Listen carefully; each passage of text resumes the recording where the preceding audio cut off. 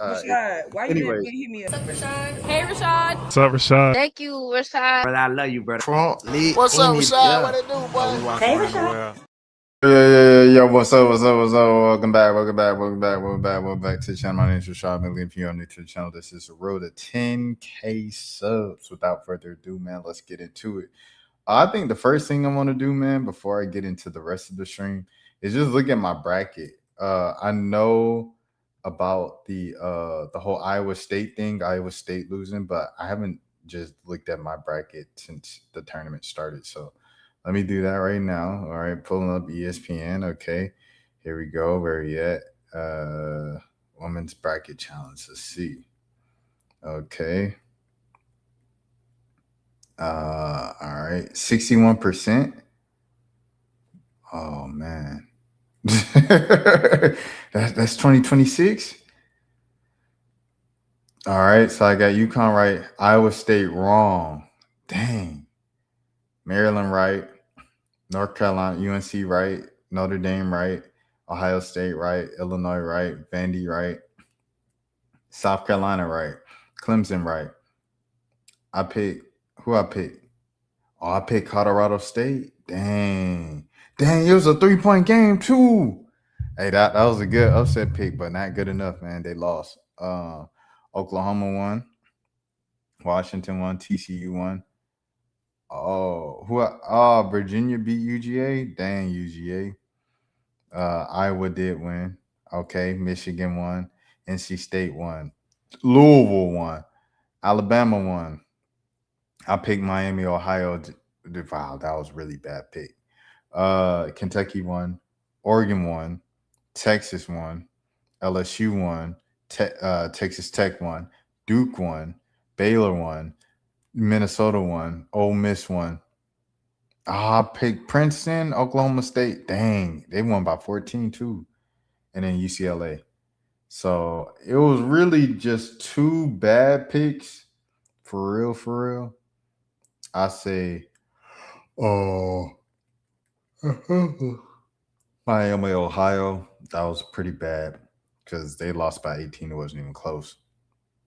And then the Princeton pick, they lost by double digits as well. But I think hopefully we can bounce back in the second round. We'll see, man. I'm glad that I only have Iowa State moving on to one round, so they can't hurt me that much more anymore. Hopefully UNC wins, Notre Dame wins, they lock in, and we'll see what happens. We'll see what happens. But yeah, let me see. I'm in a group too. Shout out my boy Christian. Let me see where we at. Groups. Where did I rank? Am I the only one in here? No, it's 12 people in here. Let me see. Group results. I ranked 6th. Dang. Oh, that's crazy. I'm ranking 6th right now, dog. I'm in last place. Oh my gosh, dog. I'm in last place in my. Oh my goodness. Oh. I'm in last place. All right, well, hopefully things will turn around soon. Okay, enough about my bracket. You know how people every year are like, we don't care about your bracket.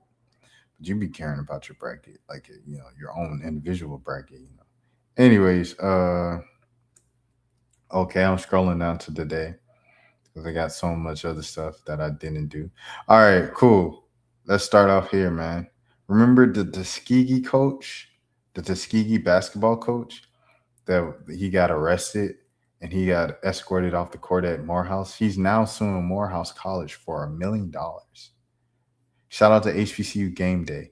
Break bad because this situation was beyond disrespectful. It was beyond disrespectful, but let's see this thing. One of 15 teams to make it to the conference championship. We won this quarterfinal game by 17, semifinal game by 17. We're playing good basketball. We're winning the game. It's a media timeout. I'm in the huddle. And I see my team just kind of losing. They're demonstrative. They're looking up at something. Me being a naive coach, I just, I'm just trying to coach them. Hey, calm down, relax, we're okay. I thought it was we're complaining about the officials. I go back to my board, I look up again, and I look at a couple of my players, and they're leaning back against the chairs and they're just staring up. First one sound, we send them out. One thing about us is we're a family. We're very connected. We lost all the connectivity at that point. Just be really trying to figure it out. Try to make sure we can finish strong, get these guys a ring, get to the NCAA tournament. At halftime, AD Ruffin comes up to me, Vice President Ruffin, AD Ruffin comes up to me and says, Coach, stay focused, you got this. I kind of looked at him and said, Coach, Coach, we've been here before. We're going to walk these guys down. He later tells me at that point he knew I didn't know. Finished the game. My wife is standing right there. We're going to the locker room. She's visibly upset. I can tell she's been crying. She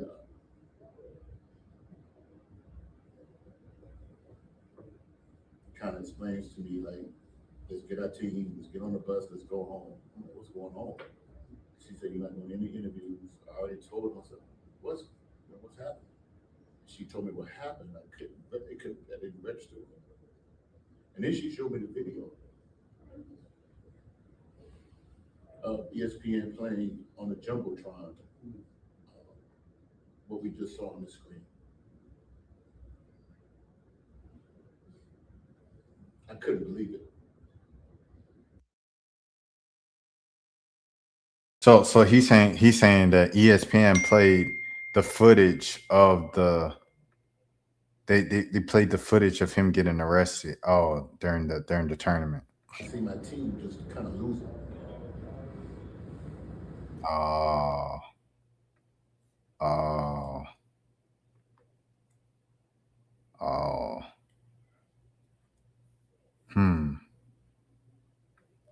Dang. All right, hold on. Let me go to the thing. Shout out to Stephen Gaither, friend of the channel. Atlanta, Tuskegee head coach Benji Taylor said what happened after a game against HBCU rival Morehouse has followed him every single day since January 31st. He used Friday's announcement of a federal lawsuit to quote unquote speak his truth to this incident in his own words. I quote unquote, I haven't had the opportunity to speak truth to this incident, Taylor said, quote unquote, myself. He said that he did not expect to be forced to relive it publicly during the SEAC tournament. Quote unquote, I wasn't sure, but I didn't know that they were showing videos having just to go through that again. The lawsuit announced with his attorneys, names Morehouse and campus police officers R. Clark and M. Roberson. It stems from the scene that went viral when Taylor was handcuffed and escorted off the court after the Tuskegee Morehouse matchup. Taylor said that the image clashes with how he has lived. I've not lived my life to be put in handcuffs, Taylor said. The confusion, the anger, the pain, all of the things that have been with me every single day. Okay, so for you guys that didn't know what exactly happened, these guys were at Morehouse, right? Tuskegee was playing at Morehouse College January 31st, as Stephen Gaither said. And the Morehouse kids, they had like some football players behind the bench of Tuskegee's bench, and they were talking trash throughout the game. So he said like they were just continuously talking trash. At the end of the game, the football players jumped on the court and they went in the handshake line at the end of the game to tell, Morehouse, good game, good game, good game. The Tuskegee coach was like, hold on, what y'all boys doing here on the court while we try, like, security, what's going on? He complains with security about it. Security end up arresting him. Wait, he's saying, where is the security here? Ain't no security protecting us. You got fans on the court with the, you know what I'm saying? Like when we're supposed to be doing a handshake line before we leave, do your job and protect us. These boys been talking reckless about us all night. Now they are standing next to us on the court. Ain't no telling what they telling our players. We just lost. We ain't trying to hear all that.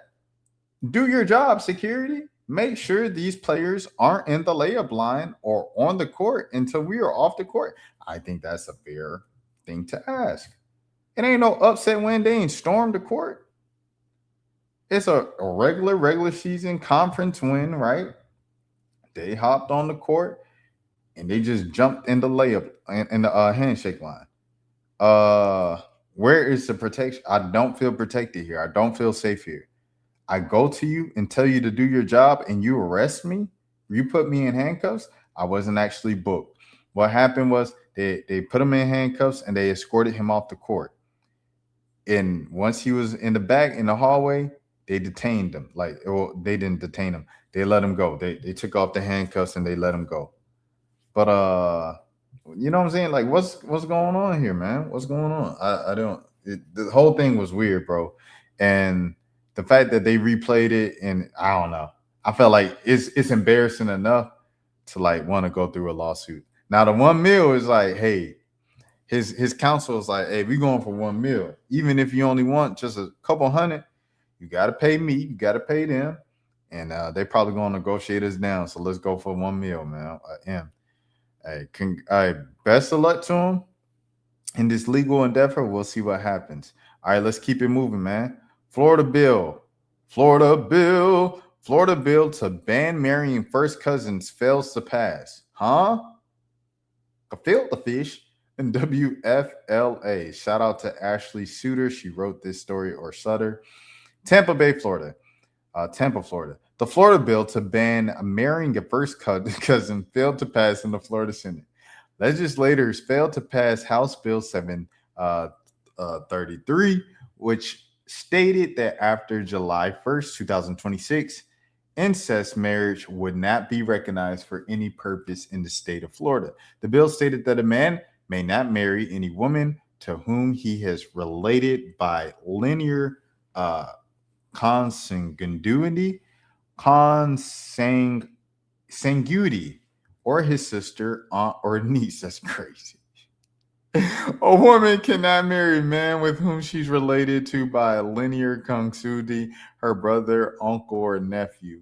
Florida is about one of 16 states where marrying your first cousin is legal, but most United States have banned such marriages. So you wanted to be one of the last few states to, hey, bro, like, you know what I mean? Let's get this passed. And the Senate voted against it. Because is they married to their cousins? Is they interested in their cousins? Florida, you're out of pocket. Man. Breakfast Boss. So there's this dude, and this is kind of like, I ain't gonna lie, it's a bit. I hate how this just posted up. Is this dude, shout out Mike Curtis. Is this dude Breakfast, right? Breakfast Boss. He on Facebook and he's got multiple women, like he promotes like a polyamorous lifestyle and stuff like that. But a lot of people are coming out and saying like he groomed, you know what I'm saying, his people, like he groomed his partners and stuff like that before they turn 18 and stuff. So with that being said, this is my first time watching it. I usually wouldn't get into stuff like this, but he is an influencer and he is kind of like, does have a wide reach.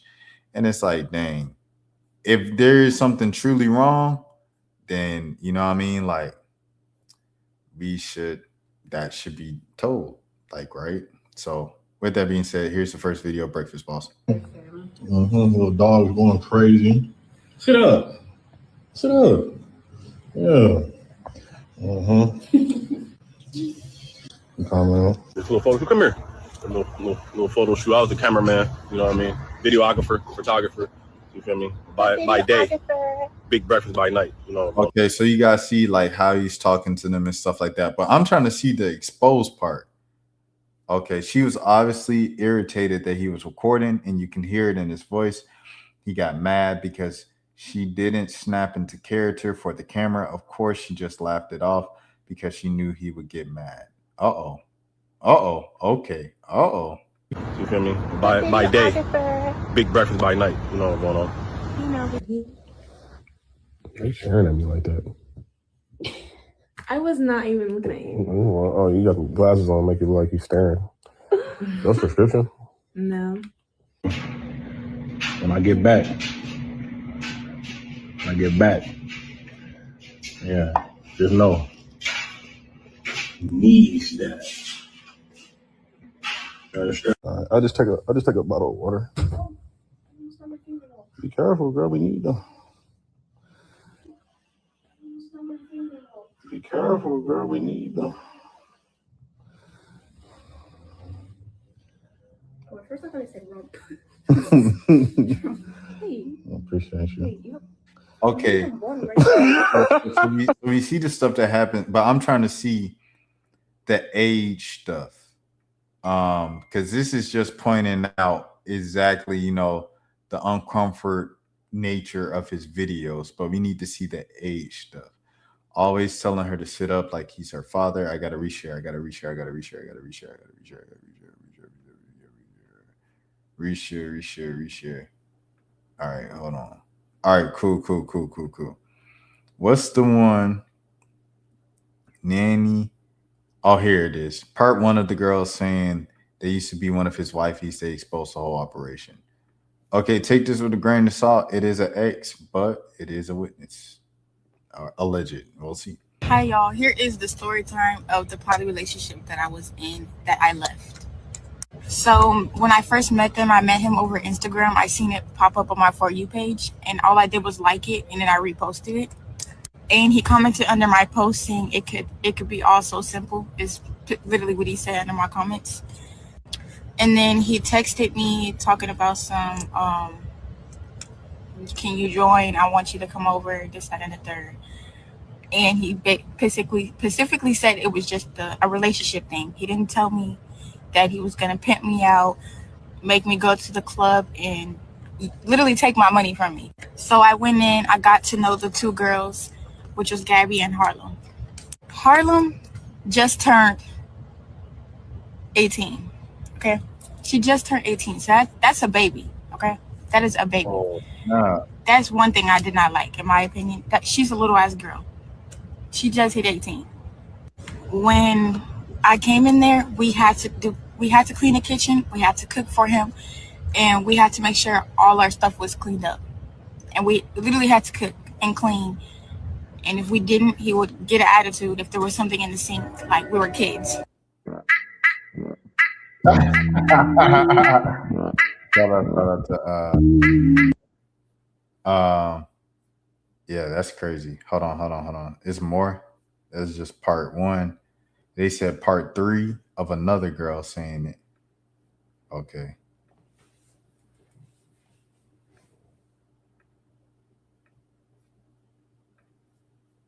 feel bad for in this situation now is Jelly. And why? Like, every time I went over to that house, this girl always was terrified. Always looked terrified. She's nothing how it looks online. She doesn't say anything in person like that. It's a very weird interaction. When I go to their house, you could tell that he's always on their ass about anything. They have different accounts for bank accounts and shit. They don't. He's taking all these girls' money. I feel bad for in this situation now is Jelly. And why? Like, every time I went over to that house, this girl always was terrified. Oh my goodness. Him teaching Jelly, aka how to drive. This isn't helping the accusations. He just gives me the ick. Part 2 of another girl. So it's 3 different women. Oh, this is like the same girl that we just watched, right? This is 8 minutes. Okay, buckle up. So I'm going to explain first, and then I'm going to show the receipts. So one thing I want to clear up first is I never did contact with Breakfast Boss. I never made it that far because I wasn't dumb. Breakfast Boss knew I wasn't dumb. So with that being said, he didn't want me around none of the other girls or nothing like that. Like, he knew I was trying to get them out that situation, which was clearly, get them away from that man.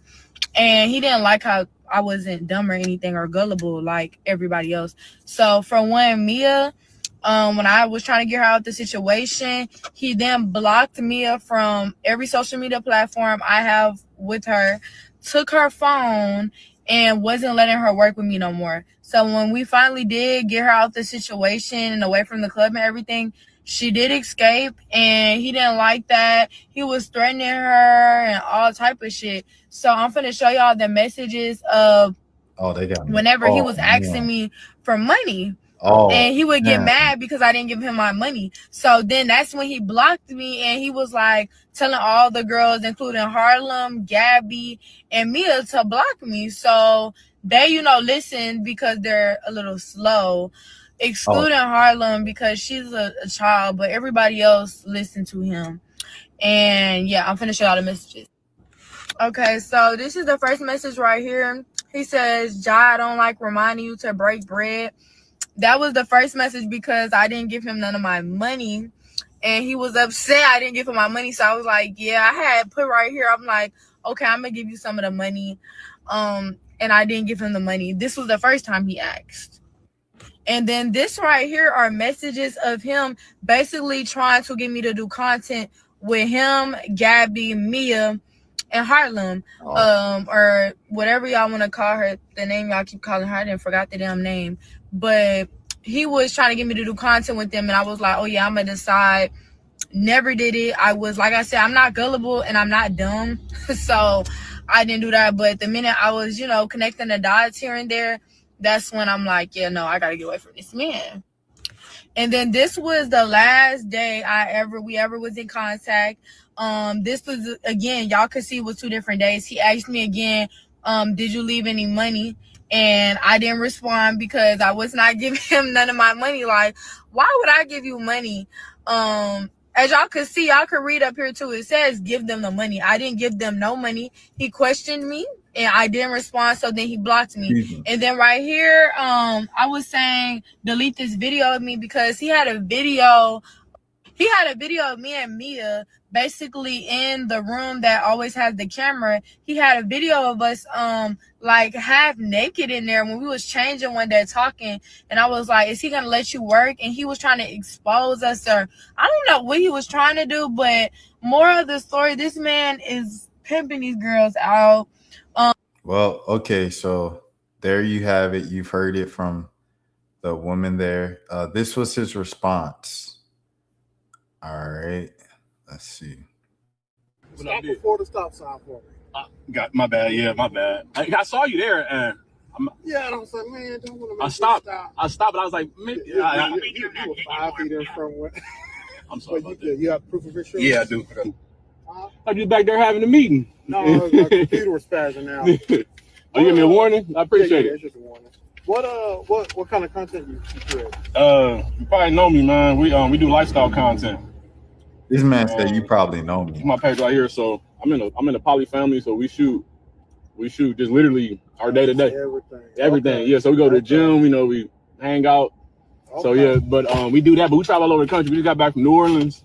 I got a property in Washington and in Ohio today. Okay. I'm just heading to the barbershop to get this touched up real quick. I got you. Yeah, I asked my nephew trying to get into. I'm trying to explain to him how much work goes into. You as an officer, since you in public, you should get meta glasses and record your stop. You're not allowed to for the department won't let y'all. You can also. I see people do on their break. I don't know if you're able to record on your break. You can't do that either. We put anything with this agency on there. With your uniform. Yeah. Man, it's money, but Facebook pays so much, and with anybody officials, that's probably why they do it. They don't want y'all to quit y'all, because you would quit your job. You wouldn't even do this no more. Cause trust me, because like you would get paid more than any content creator that makes a skit. Why he say the police know him? He said the police rock with me. Man, he just trying to figure out how to make some money off of Facebook. He don't know who you is. And then he said, and y'all say I'm running from the law, LOL. So that was his response. And y'all say I'm running from the law, LOL. So he's laughing at the whole situation, even though he got exposed for what the operation is. You can take what you want from that. Like I said, I don't really get into like the messy stuff, the messy stuff. And I feel like this goes on the category of messy. However, you know, with it being someone with a platform and everything like that, and the girls allegedly exposing him for something that isn't right. I pulled it up. Okay. I think this is a skit. I thought dad was gonna flash on him. Makes no sense. A 30-year-old going after an 18-year-old. Yeah, so I think this is a skit, but I'll just pull it up anyway. I think anything that kind of records from the beginning of the interaction on is a skit. Taking my daughter out on a date. Okay. Yes, sir. Right. Hey, what's up, babe? Okay. Oh, wait a minute. Hold up. Too close. Okay. You know we're dating, right? All right. Hold this. Just slow down for a minute, son. Do you smoke? No, I don't smoke. Do you drink? Rarely. How many times you been in prison? I ain't never been to prison. You never been to prison? Boy, no. You see where you at? Man, you can't see where you at? Can't tell they see how the cars look up here and stuff, man. Can't tell me yet. I know where I'm at, but why I got to have been in prison? You don't smoke and you don't drink. You never been to prison. Damn, boy, how you gonna protect it then? You ain't never been to prison. You I can keep that, I keep something on me, but let me see. Hold your shirt up. Boy, you ain't got no gun, then you a liar. Your dad is really going. Look here. I got how many tattoos you got? He can protect me. Everything's gonna be all right. You got pepper spray. It's OC spray. Can you fight? Yes, I can fight. Show me your left, right. I ain't about to do that. Nah, bro. Yeah, no. Whoa. You don't smoke. Be back later. Wait a minute. He can't even protect you. He ain't got no gun on him. Then you taller than him too. Like you ain't even tall enough for her, bro. You ain't nah, bro. Look here, bro. Hey, look. Gonna be all right. Height ain't got nothing to do with it, sir. No. It's what you do with it. It's what you got. Nah, bro. I'm sorry, bro. What you driving? Oh no. You ain't got no. You got speakers in that car? You want me to drive a Chevy or something? A heavy Chevy? You want me to drive that right there? Yeah, you gotta drive a Chevy around here. You want me to drive that right there? Yeah, Chevy. Well, so I can get pulled over by the police? Yeah. That's the thug mobile right there. Nah, I'm sorry, bro. You can't take my daughter. You ain't bad enough. I ain't bad enough. No. Come back in the house. A drug dealer, a thug person? Yeah, somebody gonna kill for you. You ain't gonna kill for her. All right, bro. Get your rap sheet, boy, and come back. Break the law a little bit and come back, bro.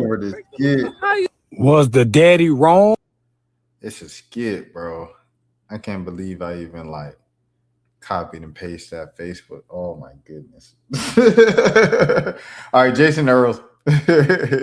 Jason Earls. Speaking of age, man, Jason Earls said he was 28 when he started Hannah Montana. They thought he was 18. He was actually 28. I was desperately afraid that I was going to be fired and recast because I had a big secret. Oh, Disney, do you want to know the secret about Jason? Yeah. So when I auditioned for the show, I lied to them and told them I was 18 years old. Yes, you did. It was another reason why I almost didn't audition for the show because I was like, I'm too old. Right. Like it's the character 16. I said, bruh, I was on mute. This man is 48 years old, bruh. This man 48 years old right now, bruh. Nobody's gonna buy it. And what's funny is Lisa London, who cast it, when she brought me in, she was like, "Hey, I know you're 19," because I had lied to her in a different audition. And she was like, "Would you be okay when you go in there? They're trying to cast it as close to age as possible. Would you lie and tell them that you're 18?" And I was like, "I think I can do that." And so I went into the audition, and everybody thought I was 18, and it wasn't until halfway through the first season. I know. I think it was about episode eight or so. That I didn't find out till episode 8. Yeah. And I don't know if the network found out later than I did. No, it was right around then because I remember one of the higher up network executives showed up on show night and he was like, "Hey, so you're 28." Yeah. And I was like, "I am." Yeah. And he's like, "And so you're married?" And I was like, "Yeah, that girl that I keep making out with. Yeah, that's why." And he was like, any more secrets? Anything we should know? I was like, "No." He's like, "You don't have any? Do you have any?" I don't know how you get that far, bro. Like literally as an extra, as an acclaimed, esteemed actor myself with a background of extra work, like you have to, before you even start on set, you have to give your ID and sign a bunch of papers and everything like that. Like, just like any other job to start. So how in the world do you start a new job, especially something as high like classified or whatever as Disney Channel, and not have your real ID and have them know who you actually are? I don't know how he got that far without people knowing he was 28. Kids? And I was like, "No kids." He's like, "Let's go ahead and keep that way for a few years." And I was like, "Absolutely, of course." Didn't they say flat out, "I'm glad I didn't"? No. I'm glad. So Steve Peterman, who was our glorious executive producer and showrunner on the show, a mentor of mine, a man who I truly love. He did say after he found out, he was like, he's like, "Thank you so much for lying to us because we would have gotten nervous if we'd found out during the pilot, and we would have recast you." Right. And since we're kind of pot committed now, 8 episodes in, it actually ended up working out for the best. But But back to the show would never have been the show without you. Yeah. It's because you were an adult on stage. The kids thought you were a kid. Yeah. They treated you and like I a acted kid. like a, I mean, I was like, we all get to about 16 years old and we stop maturing anyway. And so it was fun to sort of get to go and re-experience. No. Expected you. You were one of them. Yeah. So when you led by example. Yeah. Discipline and doing your homework and doing that stuff. They followed because it was another one of them. Without you, Hannah wouldn't have been Hannah. The show wouldn't have been the show without that lie. You should tell more people that.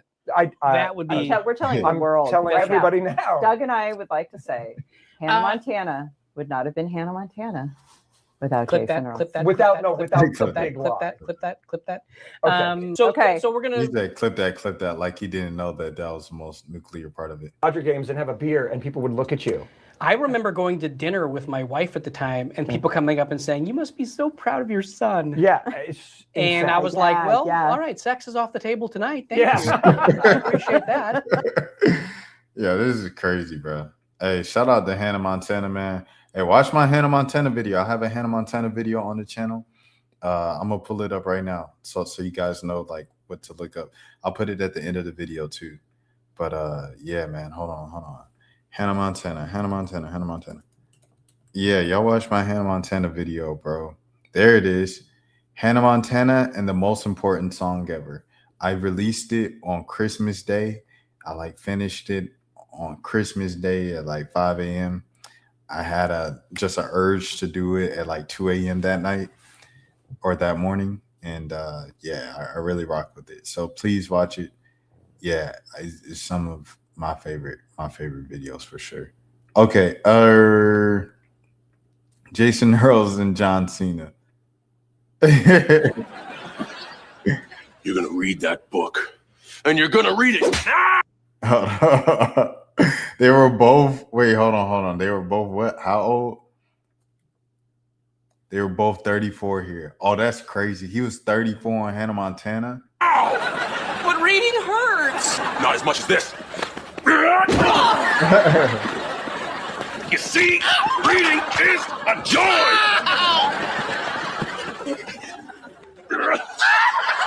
Reading takes you to new and exciting places. No, this is crazy, bro. Daddy, you can't see me. Shout out John Cena, man. So wait, hold on. Let me see John Cena's age. John Cena is 48, bro.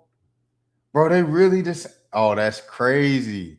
They really the same age. This is the kind of magic of film and TV because they told us he was a teenager and it was believable or not in the real world, and we all just went with it. They went for a beer after this. They're definitely playing high schoolers that are kind of funny. Jason was 34 in the show. Yeah, this is why Jackson never really had a girlfriend until he went to college. Dang, you and me together. I watch. That's crazy. Let's move on. Non-black girlfriend. She got her husband a interesting cake for his new contract. Free agency very soon. I wanted to do something to celebrate the fact that he's been in the NFL 4 years and finished his rookie contract. Let's go set something up. Ordered balloons on Amazon and then something special that he's been asking for months. Daisies and tulips represent new beginnings. I'm gonna see if I can find a little card or something. When he initially walks in, he won't see it, so I'm thinking right here. First, I'll do the flowers. Ravens, purple. I bought some of those red balloons.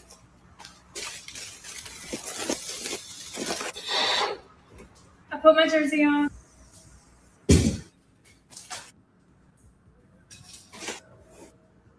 This is his gift. It's not actually a gift. Isaiah found this, I don't know where. He thought I was gonna get it for his birthday, but that's no fun. So I'm surprising him with it. I don't think you're on tape for it. He's gonna be so excited. It's fried chicken ice cream.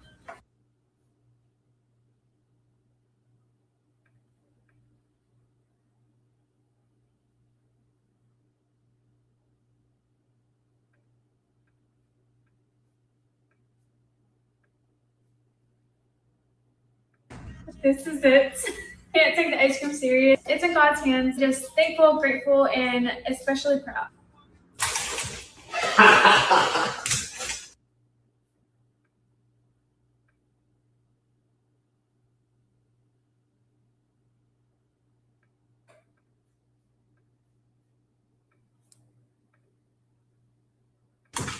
He pants me. What's up, Mama?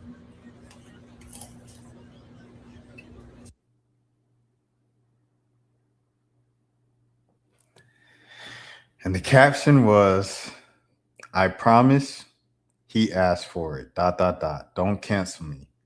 Heartbreak emoji. So you knew what you was doing. You knew what you was doing.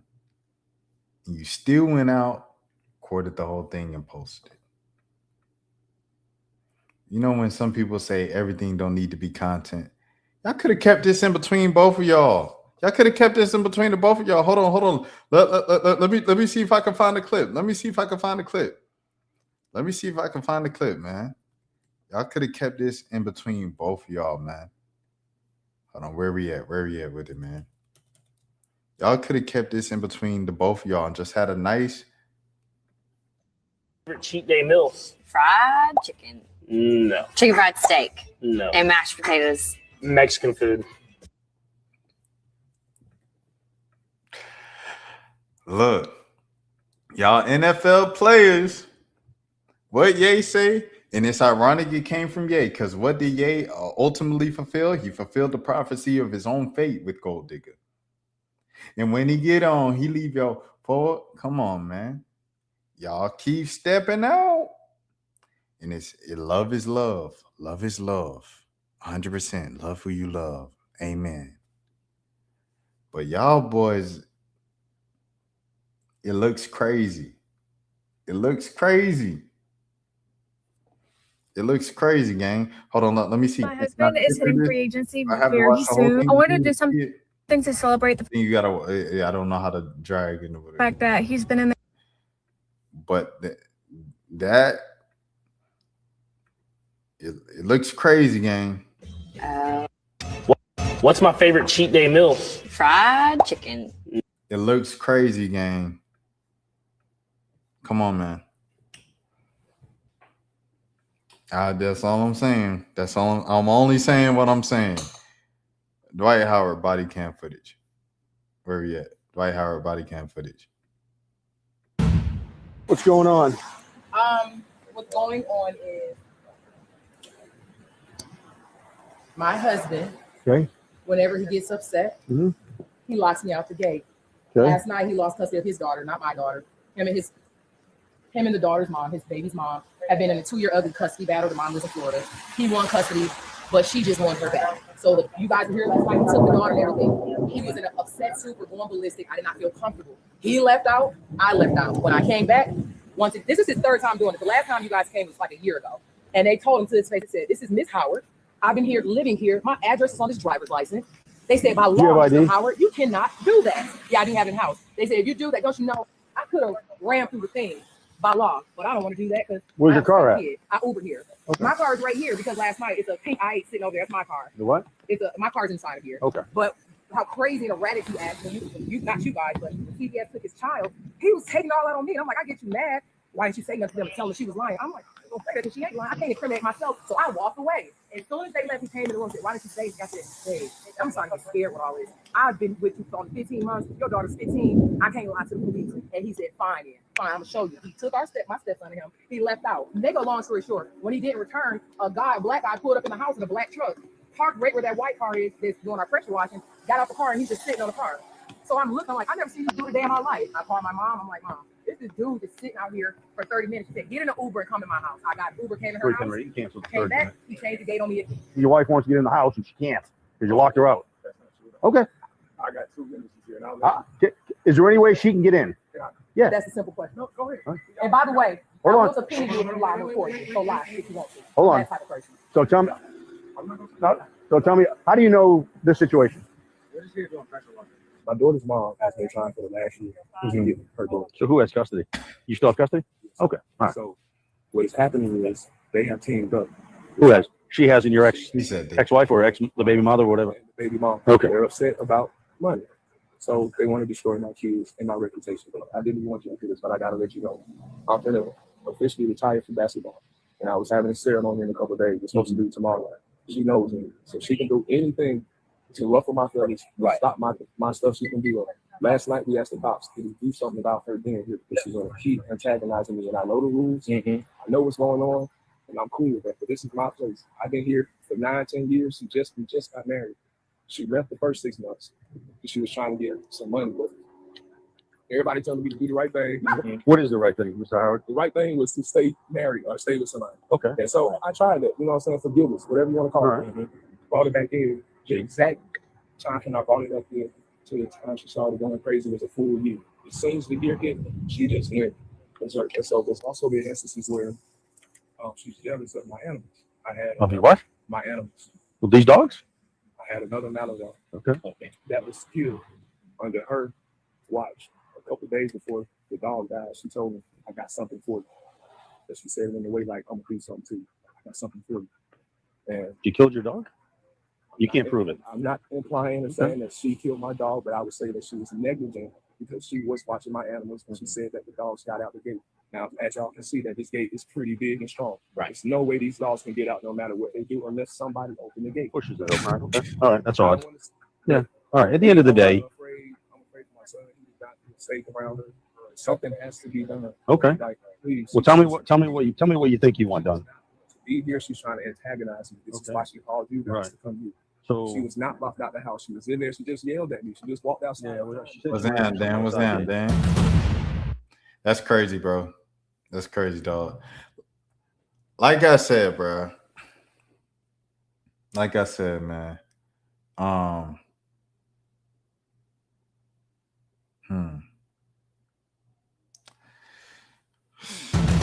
Yeah, what's going on? Comment on this situation. That's a situation, bro. I ain't gonna lie. A situation is their situation. Academics versus Mero. You the equivalent to Key from Key and Peele. N-word, you were the mascot and not the actual talent, you bum. You need to apologize and go back to the other ugly dude with the beard. You used to ride him for a check. You was terrible solo. What happened? Oh, this all started because Academics pretty much went on the air. He went on his stream. No, you good, Dan. You good, Dan. He said he pretty much went on his stream and said, I think Mero's not gonna be on Hot 97 too much longer. And he said content is content, and Ebro and them, they was falling behind. Ebro and Rosenberg said I was misinformed and their ratings were great, even though they got fired. These two idiots never advanced with the times. Maybe the ratings, I'm talking about streaming ratings. Your competitors, Breakfast Club, signed $1 billion deal with streaming with Netflix. Sheesh. So then he said Mero is a DEI hire and he'll be gone soon. Goodness gracious. So he said that. So Mero said, I don't know how Livingston got fetal. Oh, wow. As an adult. Yeah, definitely. You're not talking to new artists at Hot 97 now at all. Let me see. Hold on. Who is this? Some of them I was like, yo, I don't know. Oh, he put Xavier So Bass. Dang. Well, Xavier So Bass isn't necessarily like a new artist, right? He been like kind of relevant for a while. But I mean, I know he's a younger guy for sure, though. He's a younger guy. He said Livy is a writer that needs Levy as in Livingston, because that's his real name. Livy is a D writer that needs this quote unquote media guy gossip stuff to survive. He can't make anything. He can't have an original thought. What a effing fat dork. And then he said you the equivalent to Key and Peele. So then there's more. Let's see. There's more. He said, I gotta stop punching down. I guess I forgot bum A-N words playing with me in the past, and their worst nightmares came to pass, me where I am now. And then he said, man, shut your fat A up, Livingston. You are effing, oh wow, verified PDF, oh wow. I could stop there. I had you crying on stream. Who's punching you down? You get in the replies, you a fat loser, dog. Go box Soxy Santana. I dare you. I'll pull up half a ticket. Uh-oh. And then his buddy jumped in, Rainy, who has the show with Mero. That's where the one where I see, oh yeah, man, you know what I'm saying? Nah. The lights is on. The light is on. I just put a blue light on it though. You know what I'm saying? He said that's a new look. Respect my dog. It was really, I needed new light bulbs, bro, for the big ceiling fan in the living room, right? And so I was on DoorDash. I was going DoorDash it. So I was looking for the right lights, and then I seen it was like change the color lights. And I said, ooh, they was only like $20. So I was like, ooh. So I got them, and they don't work for the ceiling fan lights. So that's that. However, it does work for this lamp that I always use as my light for the cameras and stuff like that. So I don't know what worked out. But Rainy, he does the show with Mero. He said he used to be on DC's and Mero. But on that show, like they interviewed Mike, and it was a real nice interview. I want to go back and watch it just because like Mike, there's not many sit down long Mike interviews and stuff like that. DC's and Mero made you cry on live. You've been bitter about it ever since. No original ideas ever escaped your inflamed gums. Jeez Louise. The only life you've ever impacted was an uncomfortable, on Discord. The only time you have to raise your voice over a screen is over. Oh, yikes. Wow. Okay, it got real, didn't it? It got real. Okay. What else happened? Did it end right there? Oh, this was 7 hours ago? Goodness gracious. He said he ain't got no viewers. That ain't going nowhere. Once I stop responding, that brand ain't strong. I'm finna buy it. Oh, wow. He said, I'm about to buy you. I could buy one of you. I remember who said that, bro? Tyler Creator. He's like, I could buy one of you. Yeah, man, that's the story with the lights, though. So the long story short, I still don't have actual light bulbs for the thing that I was shopping to get lights for. Maybe like next month. Got to keep the budget in. Budget's already out of whack. I'm not gonna lie, but keep it somewhat in check. Palm Beach Pete, official Palm Beach Pete, man. So this dude, he got a blue check on Twitter. Which that means like you can make money off Twitter, you be monetized and stuff like that. And he's pretty much just making money off of his about the Steph conversation. What's the Steph conversation? He's making money off of what was he making money off of? Just saying, hey, I'm not I'm not Jeffrey Epstein. Like that's his entire thing. He became famous and made money off of just saying, I'm not Jeffrey Epstein. Hey, Mark Zuckerberg, it's Palm Beach Pete. I just wanted to set the record straight that I went to Instagram to let people know that I'm nothing to do with Jeff Epstein. I'm Palm Beach Pete and just wanted to spread positive vibes. I don't understand why you deplatformed me. I had a lot of followers and I was just trying to do good stuff. And I hear you're moving to Florida. Maybe we could hang out. All the best.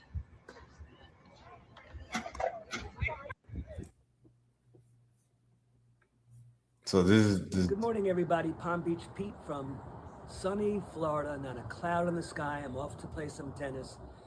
I'm not Jeffrey Epstein. I'm Palm Beach Pete. I want to thank all my followers. This thing has gone crazy viral. Over 100,000 plus followers in less than 2 days. Have a great day. Enjoy life. Good morning, everybody. Palm Beach Pete from... This man is really like... Good morning, everybody. This is Palm Beach Pete from Palm Beach, Florida. I want to thank everybody for the positive comments I got from saying I'm not Jeffrey Epstein. I'm just Palm Beach Pete, going to play some tennis today, going into town, have lunch. I'm so not Jeffrey Epstein. I'm just me being me. And it's a crazy phenomenon that has went really viral. And I really appreciate all the support. And just want to reiterate, I'm Peter from Palm Beach. Have nothing to do with Jeffrey Epstein. He's a very bad person, what he did, obviously, and he is dead. And I'm alive. Hey everybody, this is Palm Beach Pete, and my video went viral because some dude randomly filmed me while I was driving on I-95, unbeknownst to me. And the next thing I know, I'm a viral sensation. I had my phone down for about 4 hours, and I didn't know my phone was blowing up with all these comments from that video. So I got a lot of traction. It's pretty crazy. Thanks. So you're not Jeffrey Epstein? I'm not Jeffrey Epstein. I'm Palm Beach Pete. Palm Beach. Not a boy, yeah. Okay. This is something, bro. This is something, dog. And then people are doing this. This is Jeff and this is Pete. And they're saying, nah, bro, you Palm Beach. Nah, you Jeffrey Epstein. These two images share how in different contexts they depict the same person, therefore the same teeth. Yeah, they're really on this dude. But I mean, I think all in all, it's crazy that he's making money off of looking like Jeffrey Epstein. Or actually being Jeffrey. I don't know. It's weird. Like he's literally an influencer now overnight because of that. Street 411. Have you ever wondered what the difference is between all these things? Me too, which is why I decided to make that my topic of Fun Fact Friday this week. Because I know we tend to use road, street, boulevard, avenue, all these things kind of interchangeably, but there are some differences between these things. And I was always curious about it. Now I get to share it with you guys now that I've learned it. So first, let's start with your basic roads. And yes, these images are AI generated, but they're actually not bad. So I like them. So I'm putting them in my video. But roads are pretty much any thoroughfare that connects 2 points, whether it's urban, rural, doesn't matter where it is. If it connects 2 points, it's pretty much a road. After that, you got your streets. Now, streets are roads that are usually in cities or urban areas where there's buildings on either side of them. And that makes it a little bit more distinguished from avenues. See, avenues are a bit wider and they will usually have a median. And while avenues will probably have buildings on both sides, they'll also usually have some trees and landscaping, but not like a boulevard. A boulevard is a lot wider and almost always has a median. And there's a lot more landscaping involved, which is what makes a boulevard a bit more unique. After that, you have drives. Drives are roads that go with the topography, whether it's like near hills or lakes or any kind of landscape that can alter the way a road goes besides just dead on straight. From there, then you got your kind of like residential things like lanes. Lanes are small roads that go long, but there's not a lot of traffic to them, and they're a bit narrower than common streets. After that, you also have ways. See, a way is usually a smaller street that's meant to connect other streets inside of residential neighborhoods. You also have courts. Courts essentially are cul-de-sacs, right? That's like usually a circle dead end that leads you back out the same way you came. And then after that, you also have place. A place is also kind of like a dead end drive, but it's straighter versus a circle, which is what kind of makes it more of a court or a circle. And then after that, you have like a whole bunch of other ones like terraces, parkways, groves, right? There's so many ways street suffixes have been named over the years, but those are the major ones that you probably come across on a day-to-day life. And now you know the differences. So if you enjoyed that, make sure to follow me and tune in for next week for Fun Fact Friday. That is something I had no idea about any of that. Like how much thought that goes into that stuff. There's a lot of things you just kind of like grow up with and exist within the world, and you just accept it as it is. I'm glad to learn like the fact that there's a lot of stuff behind it. I know this video is going uber viral over the last couple of days. I've been putting it off to react to it. So this is my first time actually watching it. And here it is. Here's what you should know about mile marker. You're going to be traveling with your wife and your kids one day, and you're going to want to know what this is because you and your wife and kids might be traveling somewhere. Y'all might be in the middle of nowhere. But if you were looking at your mile markers, you will know exactly where you are. You understand? Yes, sir. Say mile markers. Mile markers. A mile marker tells us where we are on a street. You understand that? Yes, sir. So this right here is what you would call a mile marker. You understand? Yes, sir. This is mile marker number what? 18. This is mile marker number 18. You understand? Yes, sir. So for us to know where we are on this said highway, how do we know what highway we on? Y'all see that sign right down there? You see that say West 234 right there? Yes, sir. You see that sign right there? Yes, sir. Right by that pole. You see it? Yes, sir. West 234. All right, so we are on Highway 234, and we're going west. You understand? Yes, sir. What's a landmark? Something that you point out. Something that you can point out. Simple, right? Yes, sir. Something that you can point out that's around you. You understand? Yes, sir. But when you don't have any landmarks, when we on a road, you ever been on a road where ain't nothing but trees? Yes, sir. But let's say you get in a car accident, or something happens, or your tire go flat and you need help. How can you tell where you at? By pointing. You will see these, you understand? Pointing. So when you start driving and riding down the road all the time, just take a look every other time at where your mile marker is. Because you can say, if there was nothing on this road and I didn't know where I was, I could be riding down the road and I could get a flat tire, right? And they gonna call, and we gonna call 911, 911 say, where you at? You could be like, oh, I'm on the highway. They could be like, okay, well, I don't know. I'm out here in the middle of a whole bunch of trees. So what if somebody about to die? What if somebody's hurt? And because you don't know where you are, it take the ambulance a long time to get there, right? Yes, what does that mean if an ambulance takes too long to get there? That means they're gonna be late. What can happen if an ambulance takes too long? Somebody could die. Somebody could die, right? Yes, sir. But if I call 911 and I say, hey, I'm on Highway 234 by mile marker number 18, does that help them? Yes, sir. How does it help them? By knowing. Because they know exactly where I am, right? Yes, sir. We gonna call 911. We gonna say, my name is King Randall, right? Yes, sir. We gonna say, my name is King Randall. I'm gonna say, I'm on highway what? 234. West. And what way am I going? West. And I'm by mile marker what? 18. And that's how you tell them where you at. You understand? Yes. I always remember that. So you're gonna start seeing these now because I pointed them out. You're gonna start seeing these while you're riding down the road. So just in case your mom get in a car accident in the middle of nowhere, you can say, hey mama, I know, tell me what highway we on, because I know exactly where we at. We just passed mile marker number 15. So we can tell the police and the ambulance exactly where we at. You understand? Yes, sir. Because we don't want to take too long to tell them where we located. You understand? Yes, sir. That was sensational. That was sensational, man. That's like stuff that's not common knowledge, bro. The kids need to know that. I need to know that. The adults need to know that. All right, agent says drop out. If the thing you're studying is not needed as a requirement to be the thing you want to be, doctor, lawyer, some of those are needed. Do yourself a favor, save some money, drop out. It's that simple, bro. It's that simple. The days where these universities get to just fucking build bigger and bigger stadiums and then charge everybody for it. You're paying $40,000 a year for being able to go. This shit is over, bro. I'll be honest. But if you want to go party and waste money, go. Yeah, Charles. I was thinking a lot about cell phones. I was like, a lot of the basic survival, you know what I mean, in dire situations type of things, I don't know if they're necessarily as relevant as they once were, just because it's like literally if you have a charge on your phone, or if you get somebody that has a charge on their phone, you're good. Because if you're making a call to 911 to tell them where you are, you also have like GPS, obviously, on the device. I was thinking about that, but I do think on a basic level, like, it is good to you know what I mean?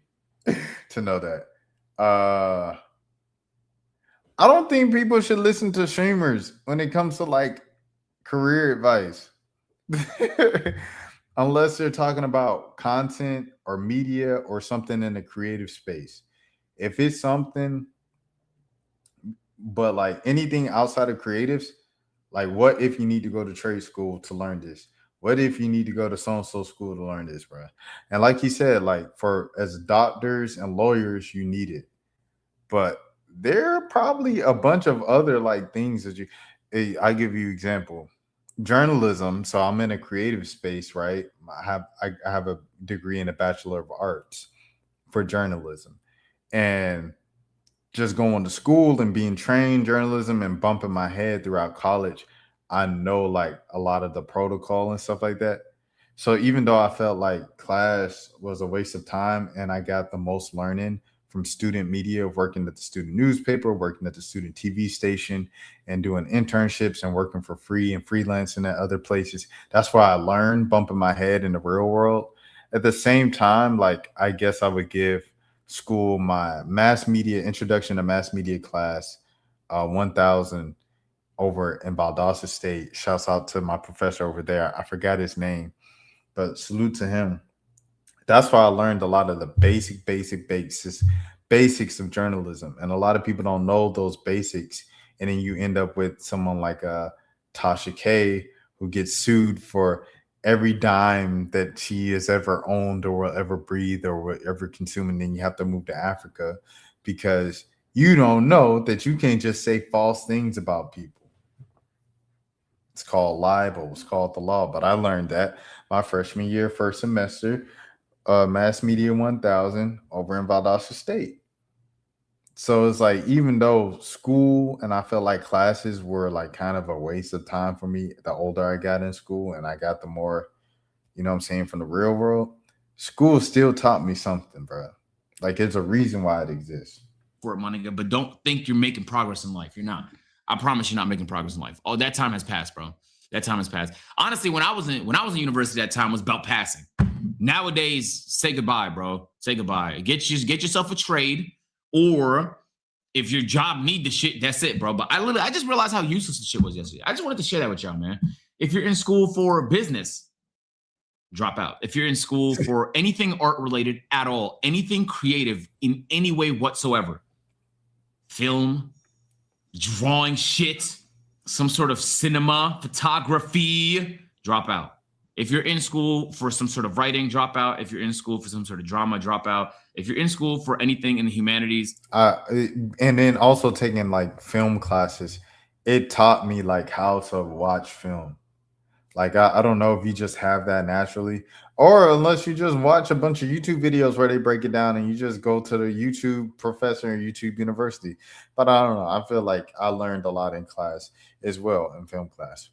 Most of the time, drop out. I learned a lot in African-American studies for sure in college. A lot of stuff that I never learned, even from my dad or my parents. If you're in school for something like finance, business related, maybe stay in, but depending on what you want to be, drop out. It's like, it really, most things I would say, if you ask me, gang, drop out, bro. Drop out. There's so many ways, and people pretend like it's only one way. You blinders on. There's only one way to do it. Only one way. Gang, is infinite ways to learn. You can learn from having conversations. You can learn from reading a book. You can learn from taking a course. You can learn from being a mentor-mentee. You can learn from putting yourself in a new environment. You can learn from fucking traveling. There's hella people that do that. There's so many ways to learn, but if the thing is complicated, that means the information is niche. That means you have to find specific people that have that intel. Stop acting like the only person that could teach you how to learn some shit is a fucking university professor, washed up, probably never used this shit in real life, reading off a fucking textbook. That's what they do, bro. They pick a textbook, they read off it, they make some fucking slides, and they tell you to memorize lists. That's learning? Is that learning? Tell me. Or is learning being able to try something, fuck up, adjust, apply, do it again? Which one do you learn more at? The millionaire is telling you there's many ways to do it. The bot is telling you there's one way to do it. Come to my university, give me thousands. Where's the scam? Which one sound like the scam to you? I still found value in college, bro. I'm not gonna lie. I still found value in like going to class, everything like that. And then it was another thing too. It was another thing I wanted to say, bro. I think in general, I was having this conversation about homeschooling, right, the other day. Really, it was really just last night about homeschooling, and I was like, I'm anti-homeschool because I feel like, you know, for social reasons. And they say, well, there's plenty of social things. Are we good? We good? We good? Let me see. Let me replug the mic back up. It should be back. All right, there we go. Yeah. And they were like, you know, you can go to these homeschooling is different nowadays because, you know, you have like all the kids that's in the local groups and stuff like that, and they could be homeschooled together, and then they have weekly field trips so they get out and have social skills with other kids. And I'm like, it's different still than just regular school. Regular school, when you go and like, I just remember recess, and this girl came up to me and she was like, hey, Rashad. I was like, what's up? And she was like, do you know this kid? And, you know, his name. I said, yeah. And she was like, do you think he's gay? And I was like, I guess, you know, because he was kind of acting, you know, he used to act flamboyant and stuff. She ran up the hill, told the teachers, and we had to go. They said, hey, Rashad, did you say this? I said, yeah. And they said, Oh no, I had to write like gay means happy like on the board for 50 times for the next 2 recesses. I remember it was other times like in PE of just like playing, bruh. Like, you know what I mean? Running around and doing the mile and doing the little reach and you know what I'm saying? The little governor's test. I remember like being on the playground singing We Belong Together from Mariah Carey and then, just making people. I just remember all of these things. I remember getting hit in the face with a basketball, because someone was like mad at me because I was talking trash on the court. You just learn so much. You experience so much just from being in the environment around a bunch of other peers, a bunch of other kids your age that you can't get from like, you know what I'm saying? So I'm just like, I don't know, and then growing up, roasting at the lunch table, freestyling at the lunch table, getting into a fight, losing a fight, winning a fight. All these things, like, even though all these things aren't just necessarily positive stuff, it's real world. Getting bullied, learning how to conquer your bullies and, bite back and roast back and all this. Like, all that stuff was things that I learned through school. It taught me about the real world, about haters, how to deal with people on the internet that just call me the hard R. If I wasn't called the hard R growing up in Marietta, Georgia, then like when random strangers in YouTube comments call me that, it rolls off my back because it's like I'm from the deep south. You can't, you know what I mean? Like all these experiences, bro, I feel like can only be experienced in the real thing. Charles said, homeschooling is only okay when you have multiple kids. If it's just one kid, then it stunts them socially so bad. I agree. And that's what I was saying. So it was like the debate we were having. And I say all of this to relay it back to college. College, it wasn't just about the classes. A lot of it was networking. It was just one big 4 years worth of networking with thousands of other people. And, these people are going to be doctors. These people are going to be lawyers. These people are going to be, business people, CEOs, C-suite folks, like politicians, all of these people from across the landscape. And you have this immediate pool of contacts and networking if you just go to school. If you just go to school. I mean, go to school and talk to people when you're at school. Now, if you go to school, don't say nothing to anybody. Don't make any friends. Go to your dorm or go home if you're commuting to and from college. Okay, at that point, yes, college is pointless. But for the sake of networking, dog, college was valuable, bro. I'm not even going to lie to you. College was extremely valuable. I was in clubs. I was in, little Bible study groups and stuff like that. You get your own niche, your own thing that you into, and you be around like-minded folks, people that's trying to better themselves and all this stuff. You know what I mean? Like, college was that. And every single job that I've gotten has never been from applying, bro. I've never gotten a job from applying since college. It's always been through someone I knew. And I met folks through college, being on college campus. That alone makes college worth it, in my opinion. But that's just my personal experience. I'm not speaking for everybody. But I don't think a successful millionaire streamer should just tell you to drop out because it's a scam because he dropped out and it worked for him. I don't know if that's necessarily the most responsible message to be spread into millions of kids that you influence. Next.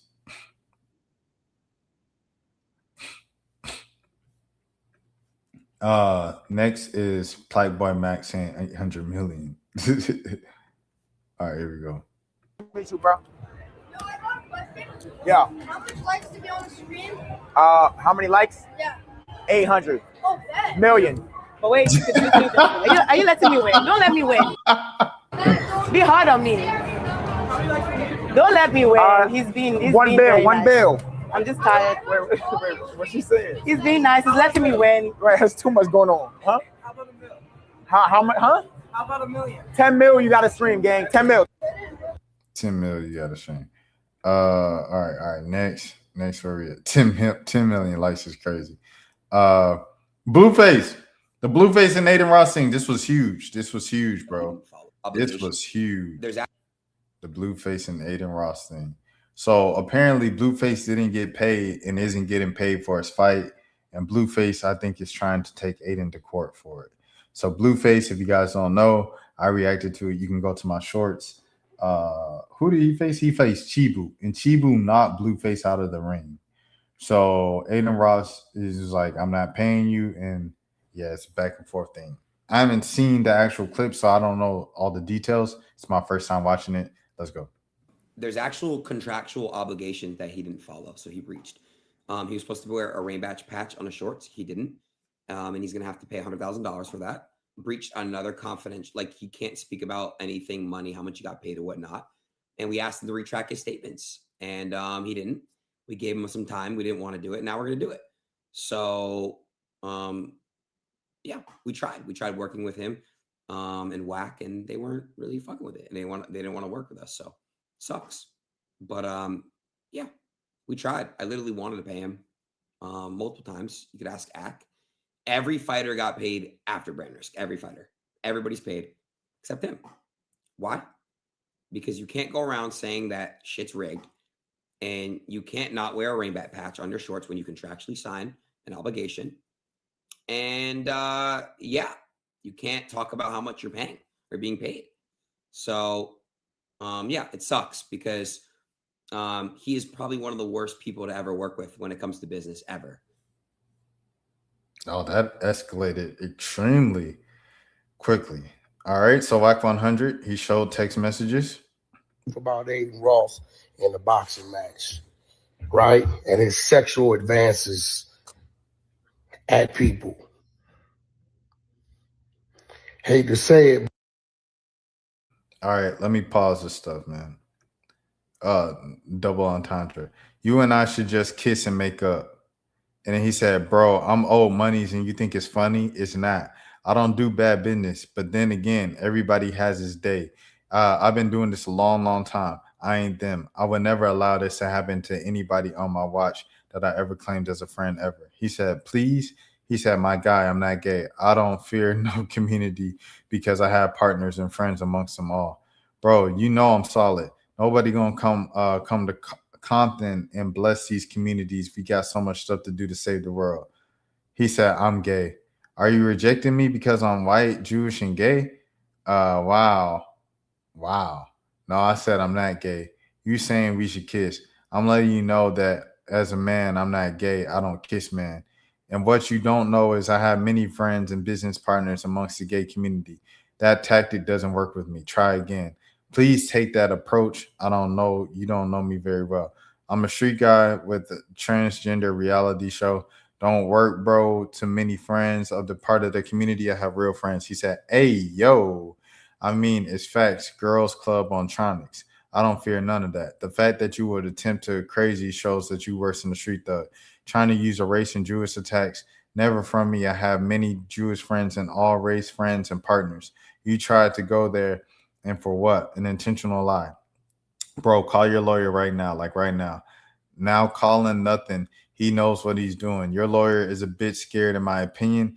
And allegedly, I believe in him. In my opinion, I have a strong position here. Okay, you think he's scared? Yeah, this is not new to me. What do you rate me? 1 to 10. I'm a nice Jewish white kid. Uh-oh. Bro, Jewish, white, none of that matter with me. You keep bringing that up.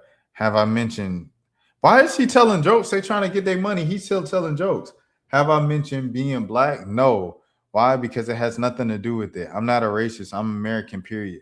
Rest don't matter to me. People are people. Okay, but I'm Jewish. My people have been through so much. Okay, what does that have to do with anything? And I'm gay. A Jewish gay guy. So much hate in the world. That conversation has nothing to do with anything. It just feels like I'm being targeted because I'm Jewish and gay. It feels that way. That's your choice. It has nothing to do with anything. It's not a choice, bro. I was born like this. I didn't ask. Well, to be truthful, you being gay or Jewish has never been a conversation. Never knew, never asked, never had an opinion. That's your choice as an American. That's your right. Okay, again, that's not my conversation. If you choose to voice it, I respect it. Okay, so why can't we just meet up and have a hug and kiss and make up? Jason Lee will tell you Wack doesn't hold anything against anybody. Work, friendship, whatever. That's not a determining factor for me. So you can stop mentioning it because it's not part of the problem. Okay, fine, I'll stop. Now, the fact that you keep disrespecting me after I've told you I'm a straight man is crazy. I can respect you, but bruh, get to the point. Get to the point. He said, you really handsome. He said, FIR, you're not dealing with Wack the street dude. That's over with. This is Cash Jones talking to. That gaslighting won't work. That's cool. That's your opinion. Aiden, I've been doing this longer than you. It ain't gonna work.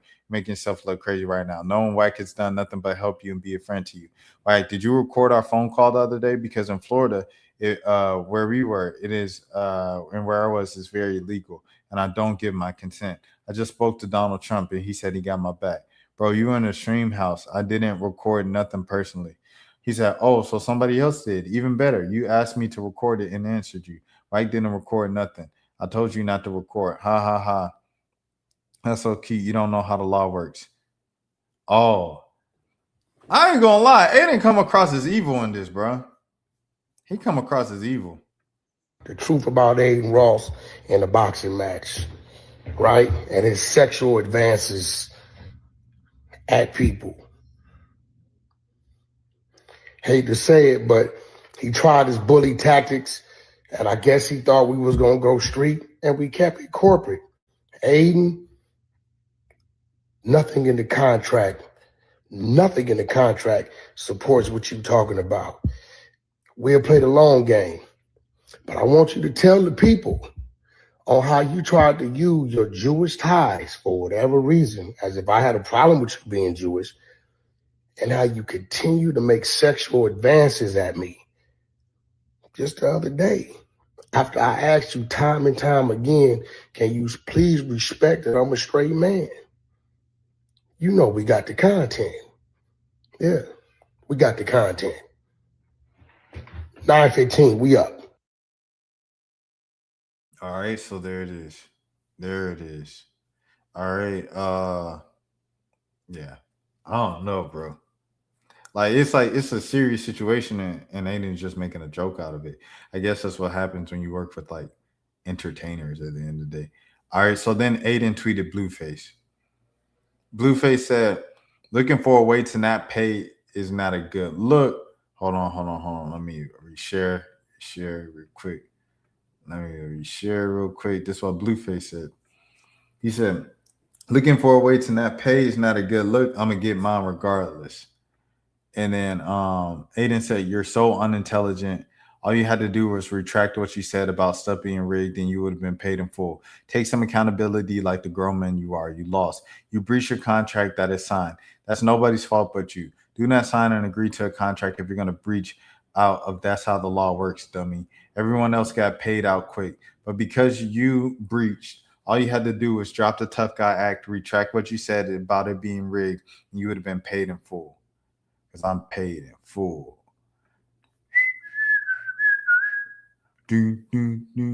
Shout out Rakim. I said it before I came through the door, but it's biting me, right in me. All right, hold on. Here's Academics report on it. Aiden says, you know what? If you think I'm lying so much, not only will I sign a piece of paper, I'll even have Rainbet sign it. I'm going to send you half of what you're supposed to get from my own bank account. I'll send it. That's the guarantee that so once you sign the paper that he's going to get on stream and say whatever, and remember, you're just saying that you never meant that Rainbet is fixing fights. So Aiden's going to pay him half of his personal money. And I'm like, this is a fucking great deal. Wack then says, we want a little bit more than half. He throws on like an extra, I won't say the amount, but I was like, I bet. I was like, oh, fuck. But Aiden's like, all right, I'll do that. So we have a deal. It feels like a LeBron trade, right? We have a deal, in principle. The deal is Aiden's going to give half his money, half of the purse that Blueface was earned or owed to Blueface. He's going to sign this little deal thing to say, I am going to clarify that I never meant, even if I insinuated or said, that Rainbet fixed my fight. And then I'll get the other half after the stream. Wack calls me back and says, we ain't doing this. All that for nothing. All that for nothing. Essentially, he tells Aiden, if the statement that y'all prepared for me to say, if I say that would, or if Blue says that would be killing his reputation. So he says he's not doing that. I said, Wack, I'm trying to get y'all money. I have no horse in the race. Aiden probably should have just paid for it for no other reason, just to have messages out there, because that sounded crazy. Yeah, no, that's insane.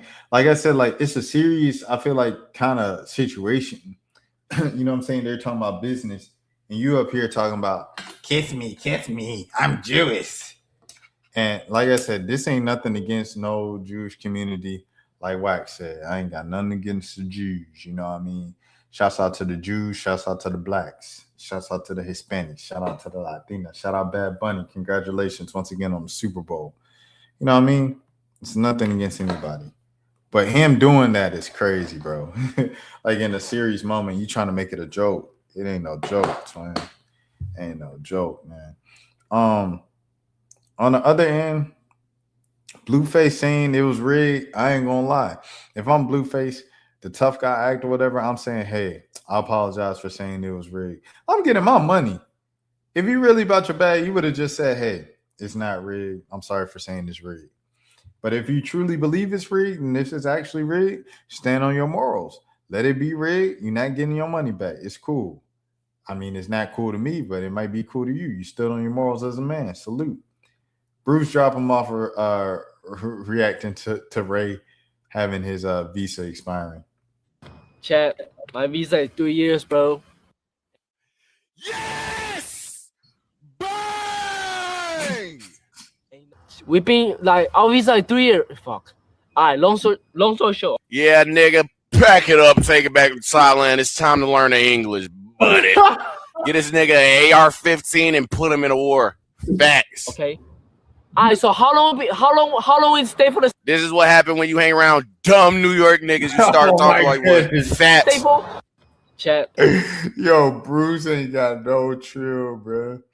Bruce ain't got no chill. Bruce reacts to Jason.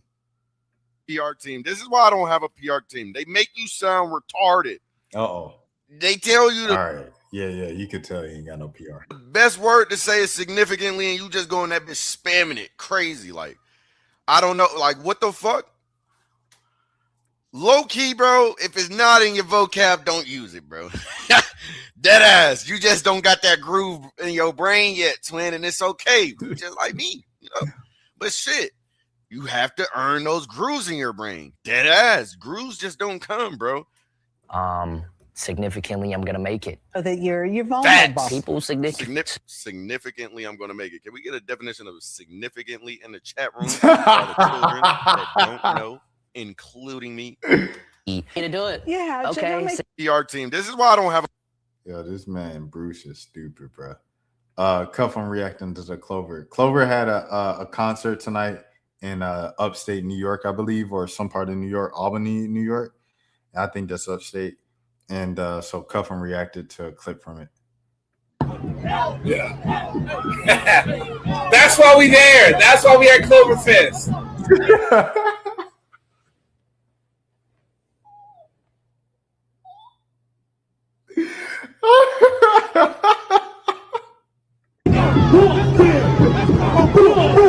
That's what I paid for. Yeah. That's what I fucking paid for, man. They better than the Jackson 5. Yeah. That's why we there. That's why we at Cloverfest.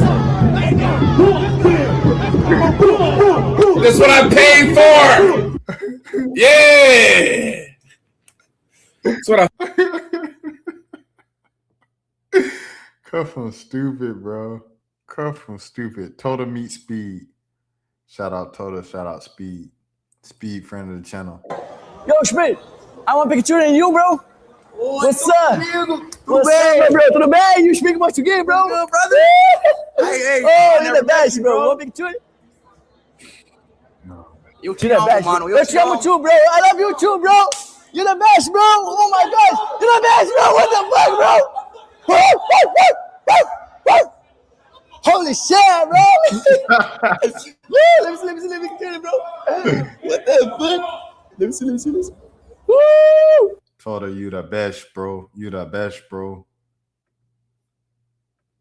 I'm no baby. What does she do for her career? Like, what does she like to do? Yeah. What does she like to do? Like, with her time? Like, does she do content? It's everywhere. Is she in school? School. Yeah, she's school. Okay, yeah. She's school. But me in Brazil and she together every time. Together. Okay, that's nice. Every time. So when you go back, you finna go see her? Huh? You about to go see her tomorrow? Yeah, I'm going to Brazil tomorrow, but because I have a work, this is my tip because no have area. You know what I'm saying? I'm working Brazil and my bank, YouTube. Okay. In 2 days, I'm going back. 2 days, okay. Yeah, because I need my English perfect. My English so plus. No, it's not that bad. I understand what you're saying. You got a lot better. You got a lot And better. 3 months in here, my English is good. Yeah. Because I talk every time. You know what I'm saying? So, I'm proud of you. Now at midfield, the championship game coin toss. presented by Maybe Cash App. you don't have a boyfriend? Never. Yo, GGG, your boyfriend? Is he my boyfriend? And one day, GGG, your boyfriend or never? No. Never? Really? Yeah. Because I look in Twitter, people speak. I translate it. I like GGG and I love. He's a great guy though. Yeah, but told her, man. He was clip farming there at the end. He was asking India Love, for those of you who didn't know, isn't DDG your boyfriend? And was he ever your boyfriend? She said no, never. Look.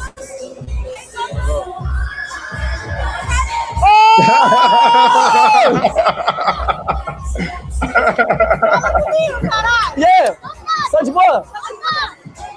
Tô uma semana aqui. What's up, my bro? How are you? No. Buttercup? O que ele falou? You give it to me? Really? Yo, take my bro. Rico em Brasil de mim. Pô, não sei, eu vou fechar a stream, acho que eu vou descansar e fazer um bagulho em Adidas. Pô, vou voltar pro Brasil amanhã, mas eu vou voltar pra cá, pô. Tu mora aqui em Los Angeles? I didn't know Gio could speak Portuguese. That's fire. Really? Eu moro tipo assim, 20 minutos. Ó, eu vou lá pra Atlanta, mano. Ó, eu vou voltar pra Los Angeles por causa que eu tenho que fazer uma parada aqui com o Brett.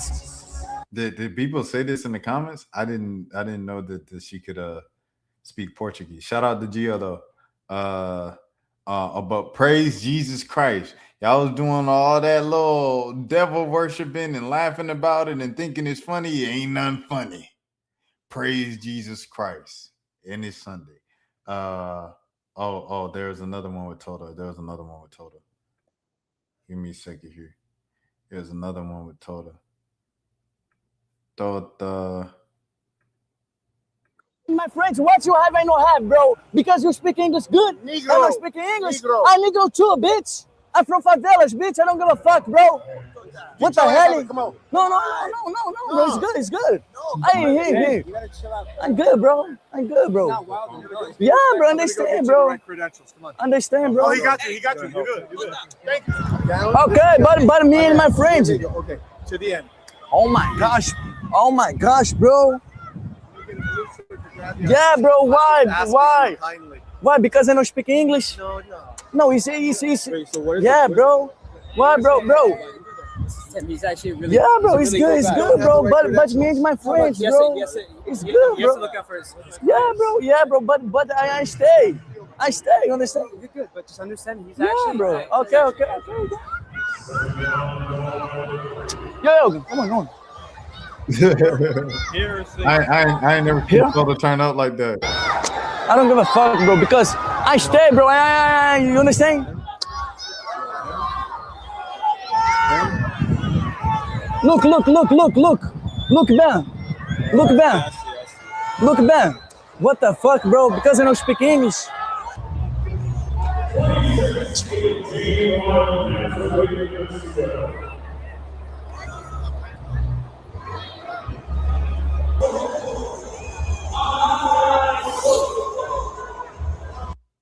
I'm sorry, Toto. No, nobody wants to be everyone who hangs out with the clever boys develops an attitude over time. It's hilarious. Ray and Toto used to be shy and humble. Now they gangster somehow. Yeah, you know what I'm saying? No, we don't. Because I don't speak English? No, that's not at all, Toto. You literally just don't have the pass. Sounds like you. Doesn't understand English. LOL. Of course, he won't understand the situation. People are so mean to him for no reason. I would have been respectful to him in that thing. Hey, talking my friends. What? Stuff, but I wanted to see this Jamie Foxx thing, bro. Hold on, let me see. I'll just look it up because I thought I put it in my phone, but I guess I didn't. Hold on, let me see. Jamie Foxx. Jamie Foxx. Let me see. This is Jamie Foxx. Here we go. Jamie Foxx made Jay Cinco, and then he started to plug his daughter on stream for like a minute and a half. Oh shit! No, I'm already knowing. Show the viewers. Show the viewers, bro. At their crib, bro. I'm Lee. Hi, nice to meet you. 35,000. Nah, damn. 35,000. Tell them who you had before. Sexy Red.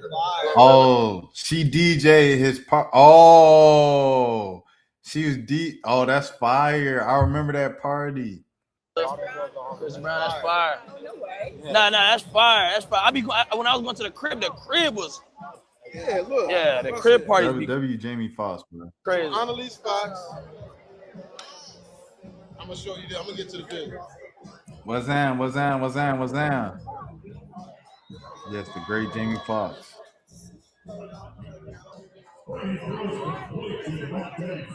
So I'm gonna go back a little bit. That's the party.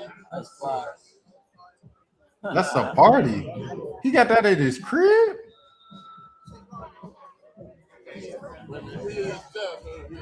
Okay. Hey man, she heading in the right direction. You raised her right. So I'm explaining this to you. The kids that's in there, the reason Chris Brown jumped on there is they're 13. Yeah. It's a whole nother. Yeah. It's a different level. No, you 18. Yeah, nigga, you know, they ain't gonna jump around. Yeah. Young ass. Yeah. Yo, so the young folk, this a whole new generation. Yeah. And she's on top of it. Yeah. She went to Live Nation. Live Nation trying to buy her. Yeah, that's what I'm gonna say to you. And then follow her on. What did it tell them how to follow? Yeah, here. Send it to my mic, because I got a mic on. How does this work? So on Instagram, we're at Skulkfest. Wow. Hey, the Clipper is crazy. The Clipper is crazy for cutting off. Jamie Foxx, he was in the movie as a Cowboys quarterback, wasn't he? He was in the movie as a Cowboys quarterback. These Hollywood type things are so important. He's just gassing up his daughter, bro. She's just gassing up his daughter. Gas up your daughter, man. You already have all the attention. Everybody always comes to you. You got a chance to plug your daughter on the stream. Plug your daughter on the stream, man. What are we talking about? Yana and Speedy. The mitochondria is the powerhouse of the cell. I knew you were the valedictorian. I was. I told you. I was the valedictorian, y'all. Finish the sentence. Ready? The amount of states in the United States is also the same amount of stars on the flag, which is on the flag. 50. How many? 50. Big valedictorian behavior. Ready? The amount of stripes on the flag is 25. Boom, bitch. 25. 25. The amount of stripes on the flag is. Oh my gosh, Yana, you got this. It's the same amount of colonies that were once in this country. The answer is. Oh my gosh. 14. Close. 10. No. Oh, say, can you see? He's like, I was being too smart. It wasn't funny enough. Yeah, we're gonna have to mute that at a time like this. Are you done? Okay, I'll mute you. Hello? Hey. Hey, guys. Hey. Okay.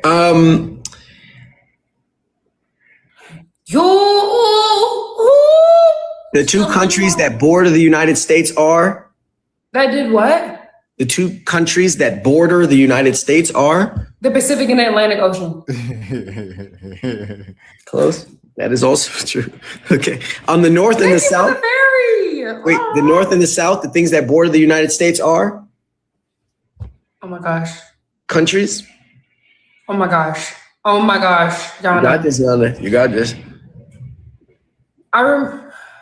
the country that's north of the United States is?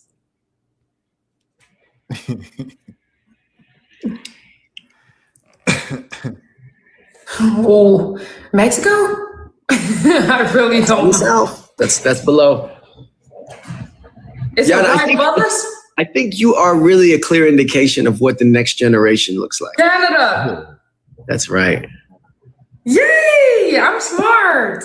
That's right. That's right. You know, you had an iPad when you were I'm really just a young You 19 had an iPad when you were little. girl, and I'm smart at AF. Did you have an iPad when you were growing up? Never. All right. Next. Security purposes. Let me see what this is. Oh, they deleted it. Dang, they already deleted it, whatever that was. Okay, Reggie and Dami reunion.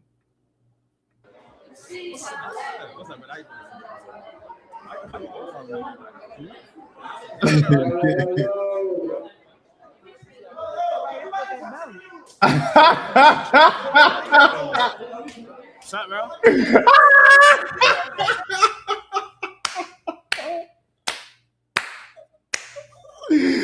Hey, yo. What's your name, gang? Come this way, everybody come this way. What's my name? He said, "What's your name, gang?" It's hilarious. What you mean? I'm in your house, nigga. What's your name? Introduce yourself to me, nigga. What's your name? We met before. I don't remember. We met at AMP pool party. I don't remember that. Announce yourself when I'm in your house. Announce yourself. What you mean? I don't remember that. We already met. How we met, nigga? I don't remember. I never got your name. Come on, bro. You know who I am, bro. I never. My name Reggie. In the party. That's how you make up, man. W Black Unity, man. That's what it's all about. Dan, let's get Dan in here, bro. Oh wait, hold on. I clicked on the wrong thing. Oh, let me get Dan in here. I hope everybody's having sensational Sunday night or Sunday morning, Saturday night. You're enjoying the March Madness. You're enjoying the basketball. You're enjoying the NBA. The WNBA is back now. Man, just great things, great news all around for lovers of the basketball. Samara Sin, sensational album, by the way. I just wanted to say that as Dan is backstage, and he will get his introduction right now. Dan, what's that? What's up, Rashad? How you doing, sir? Man, I can't call it. How you been? How you feeling? Feeling good, man. Just every day is a new day with me, man. You know, we gotta keep up those prayers for the mama and whatnot. Got to keep those up. Gotta keep them up. Yeah, the last time you were on, it was right before the surgery. No. I think you were. When was the game? It was Wednesday night. It was Wednesday night, and your mom's surgery was Thursday.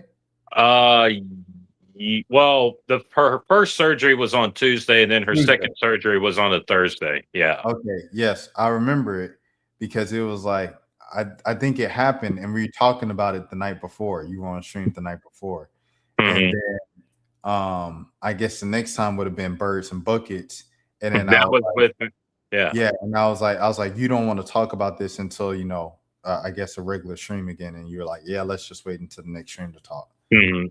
So yeah, okay. So yeah, what was the update since then?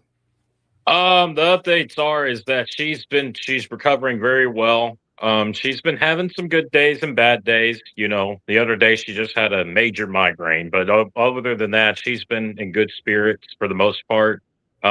She's a very, very strong woman. I will say that. She's a lot of people, a lot of our family friends, and a lot of my podcast members. They've been all giving up the prayers for her and whatnot. So just happy that she's recovering very well, and just hopefully that she can just continue to grow and build her confidence. Yeah. You hope, you know what I'm saying? Keep up, spirits up, everything like that. And right. Yeah, man. Just praying for you as well, praying for you and the family as well, because y'all have to, what I'm saying, kind of deal with everything too. So, Yeah. yeah. Okay. With that being said, you said the Curry thing. What is the Curry thing? You said So old he movie? was. You remember that he was in he was in that movie Goat. Oh, okay, I just looked it up. Hold on, I'm about to share the screen. Yeah. So I got the chance to watch the movie last week. Got the Yeah. chance to watch it, bro. I'm telling you, that movie was awesome. It had a good storyline in it.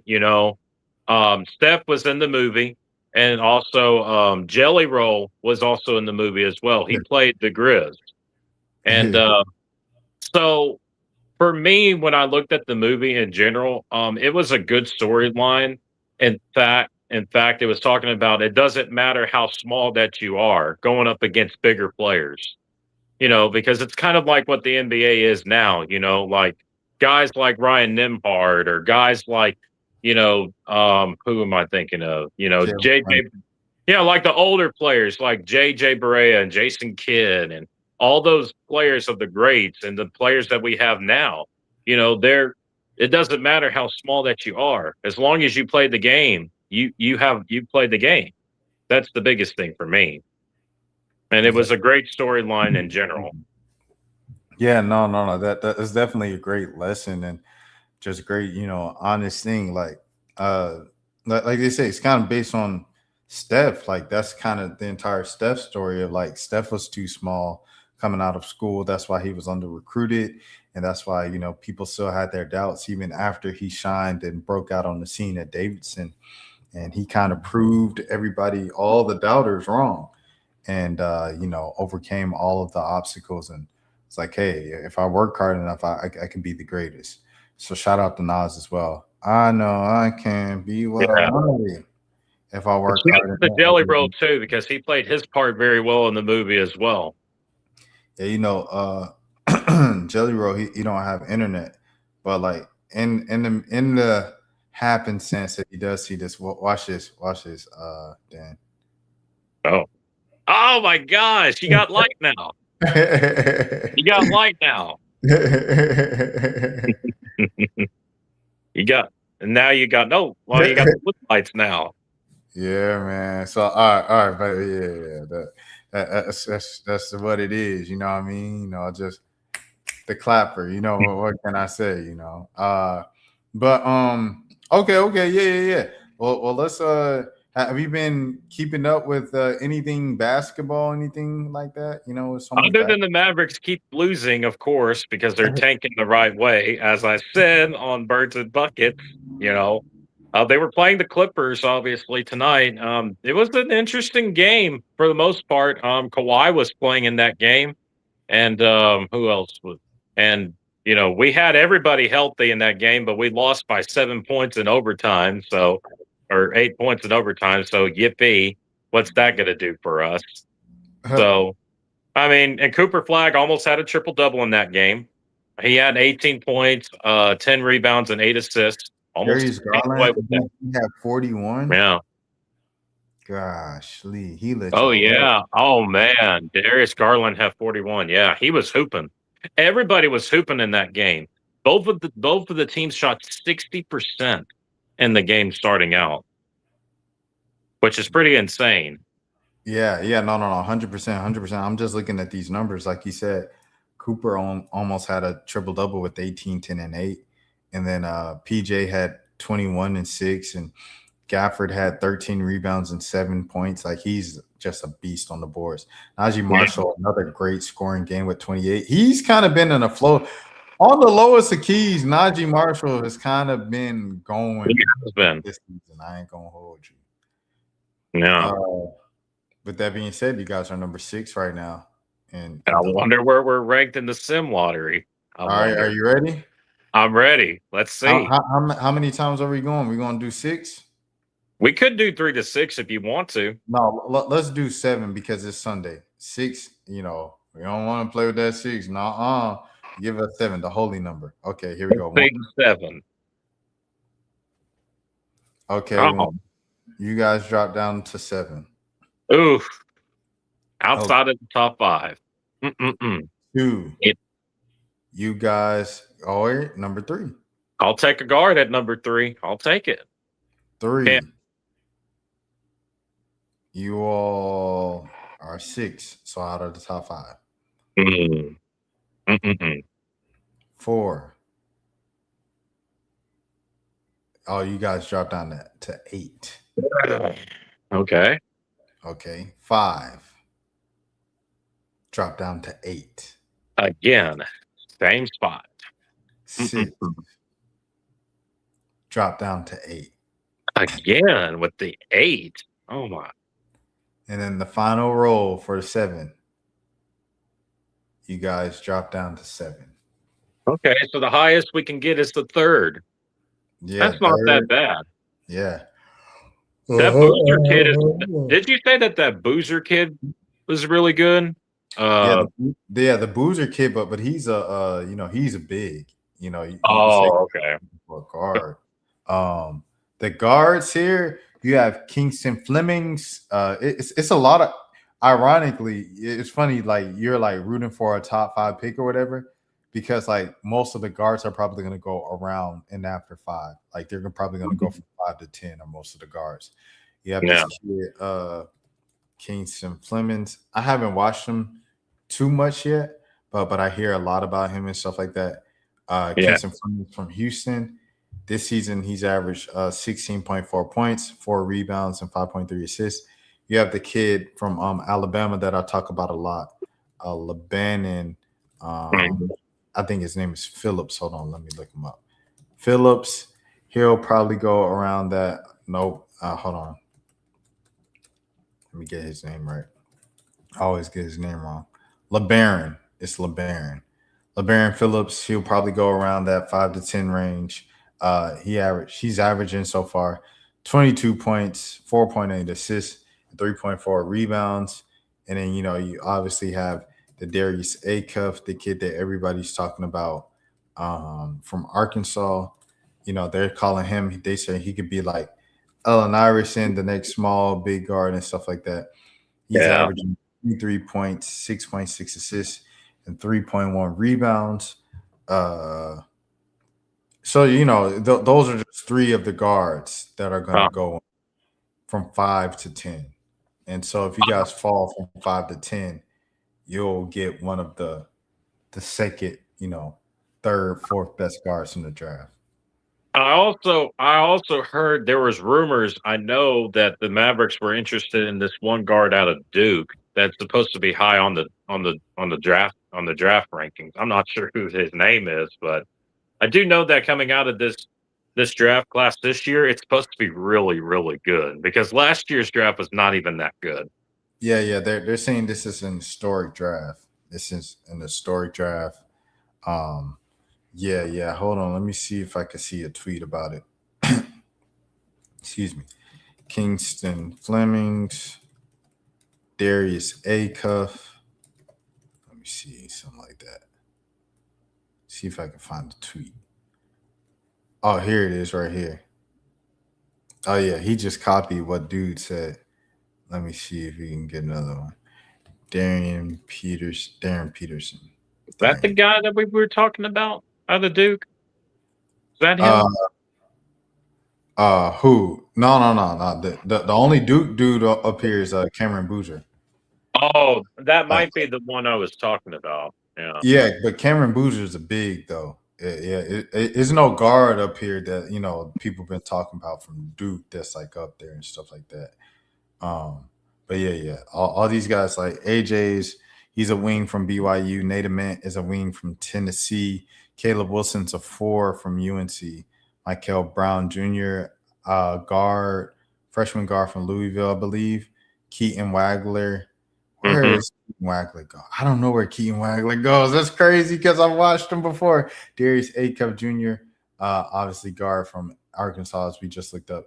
Darren Peterson, Kansas guard, freshman. Cameron Boozer, big from Duke. LeBaron Phillips Jr., the guard from Alabama, and Kingston Flemings, the guard from Houston. Let me look up where Keaton Wagler goes to school. It's almost like of course, Illinois. Yeah, I know this too. Yeah, go ahead, man. Well, it's almost like this draft in the NBA is like, it's kind of like the NFL draft for next year, because the next year's draft in the NFL is supposed to be massive as well. Yeah. It's the same thing for the NBA draft. This year's class is really, really good. Yeah.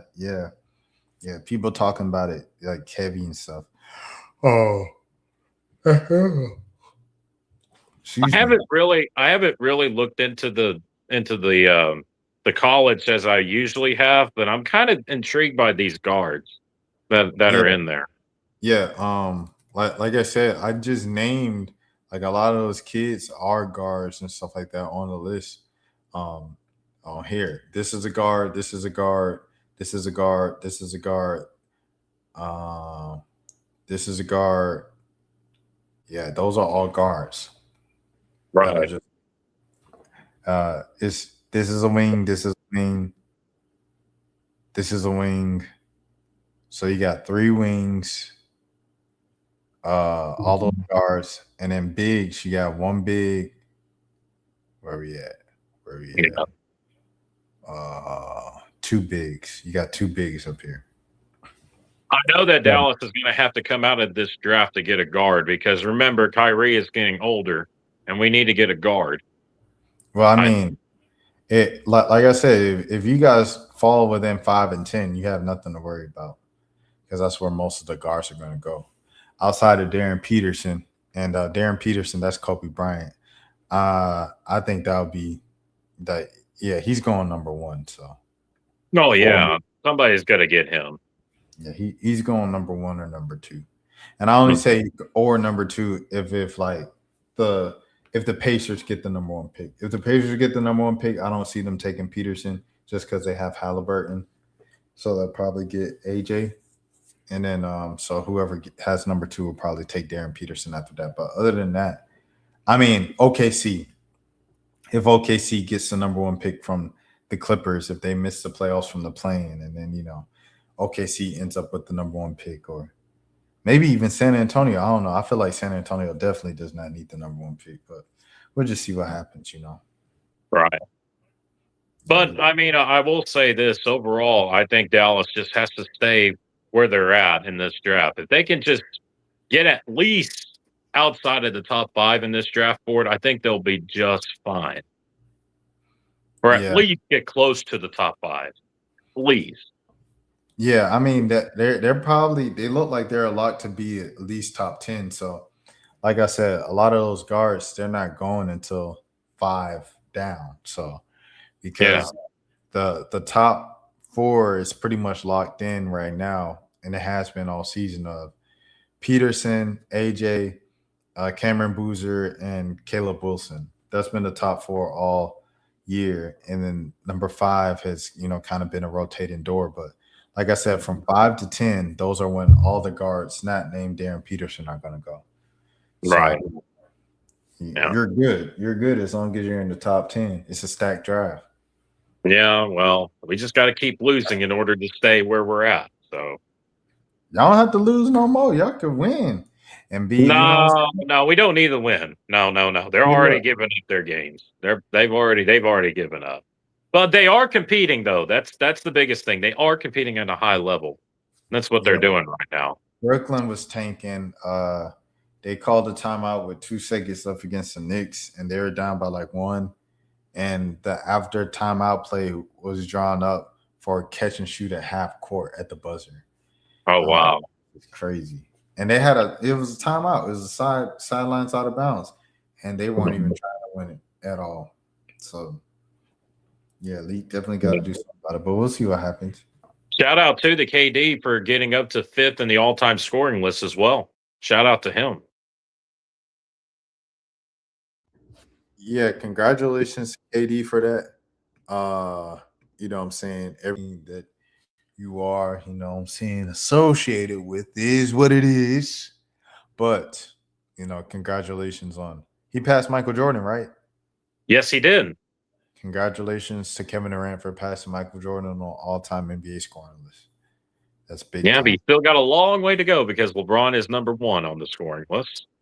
Yeah, and it's not like Durant is just that much younger than LeBron. No. LeBron James, yep, 43,000. Goodness gracious. Kareem Abdul-Jabbar, 38,000. Karl Malone. Oops, I didn't mean to even say his name. Beep beep. This is number 3 at 36,000. Man, LeBron, 33,000. Rest in peace. Kevin Durant is currently number 5. Dang, James Harden. Look at James Harden, number 9. Wow, James is getting up there too. Russell Westbrook for top 15 all time. DeMar DeRozan is in the top 20 scoring all time? How's that possible? You know he's a mid-range assassin. Yeah, and he was drafted the same year as Steph Curry, so it's funny seeing him at 18 and Steph being at 20. Yeah. Could you imagine if Steph and DeMar played on the same team? That would be crazy. Yeah, it would. It would be highlights galore. Highlights galore for sure. Yeah. All right, Dan. Okay, I guess we can get into it then. Oh what man, is this song? The song of the night. Ooh, you know, I'm just gonna be honest. I was drinking some soda this weekend, and you know, when you drink the soda, you get hyper a little bit. When you get hyper and you want to sing so much, there's this song I want to do. This I know it's a little bit dirty, but I'm gonna try to do my best singing it. So, it's called "Colt 45" by Afro Man. Well, shout out to Afro Man. Oh man, here we go. Let's see. Wait a minute, man. Hey, check this out, man. It was this blind man, right? It was this blind, right? He was feeling his way down the street with a stick, right? He walked past this fish market. You know what I'm saying? He stopped. He took a breath. He said, "Ooh, good morning, ladies. You like that ish, man? Hey, man, I got a gang of that ish, man. Hey, I'll tell you what. We'll all have a good time. We'll pull on the drum and hey, if everybody crowd around the mic, I'll tell you all these you know what jokes I got. First, I'm going to start it off like that. Hey, help me sing it, homeboy. Said Colt 45, 2 zigzags. Baby, that's all we need. We could go to the park after dark, smoking that tumbleweed. As the marijuana burn, we could take our turn, singing them dirty rap songs. Stop and hit the bong like Chick and Chong and sell the taste from here to Hong Kong. So roll, roll, roll, roll my joint. Pick out the seeds and stems. Feeling high as heck from front flying through Pemdale, scatting on Dayton rims. So roll, roll the 83 Cadillac Coupe de Ville. If my tapes and my CDs just don't sell, I bet my caddy will. That's all I can do. Man, this is the reason why I did Rashad. I'm gonna tell you a story. I did this song in karaoke with my cousin. Yeah. We went all out on this song. Not gonna lie, my mom, she got freaked out. You talking about rolling up and but stuff that roll that, sell that, smoke that, like I bet. You smoked that tumbleweed and everything. Oh my god. but no. Afro Man is definitely interesting. That song was hard though, like defeating the whole legal process. That joint was hard. He had the little funky, the little mongolo. I said, yeah, it was. He was a top good singer. He was a good rapper way back in the day too. Well, I mean, I literally only know one Afro Man song before this week, so you couldn't sing the song because I got high. I couldn't do that. Because I got high is the only Afro Man song that I've ever known before this week. So yeah, you definitely put me on with that one. But yeah, okay. Is there anything else then? Well, shout out. I'm going to give a shout out here. If anybody wants to find me, go over to the Next Level Sports Lounge. You can find me over there. We'll be talking about a lot of football talk. We'll be talking about the Cowboys. We'll be talking about a little bit of some of the NFL teams. We talk about life in general. So if anybody wants to find me, you just go over there and hit me up and, and we're going to pull up some numbers. We're just going to have a good time. Who knows? Maybe maybe at some point we'll get Rashad to go over there and see what he thinks about it. You never know. Oh yeah. If it is it you're saying it's in the Dallas area? Well, technically, but there's like it's a virtual thing. no, it's a live thing on YouTube. Okay. And then when you guys do it, like what days of the week? We do it on Sundays, Mondays, and sometimes on Saturdays and Thursdays. Oh, so you go to the place like 4 times a week and record it? Yeah, so we're live like 4 times a week at least. That's darn near a job. I know, man. I know. It's crazy. It's crazy, dude. Let me see how far Dallas is. Dallas is from me. I'm trying to see like driving wise. If I just rented a car, how long would it be? It is. Hold on. Is it going? Oh, you got to choose a starting point. Okay, your location. Don't worry, Rashad. I know some good karaoke bars we can go to too, man. I'm telling you. It is 7 hours. I never been to Dallas. Oh man, dude. It's 7 hours. Bro, I promise you, we'll have a good time over there in Dallas, bro. It's busy over there, but I know some good spots. That's 7. I don't know. I might have to fly. But the thing about flying, that flying ain't easy. Flying ain't easy. Charles said, "Great job, great job." Oh, thanks, Charles. Man, listen. Those rap songs back in the day, I'm telling you, they're hard. They're harder than it looks. But once you get the beat down and everything, you're good. But yeah, oh man, all right. I was just thinking about like, because I was starting to set up like my summer travel and stuff like that. Mm-hmm. I don't know, it's a lot, but oh man, I like you said, I gotta pop up at some point. Oh man, I can't overextend myself. I feel like that's a good like life lesson. Like, don't overextend yourself. Don't overextend yourself, people.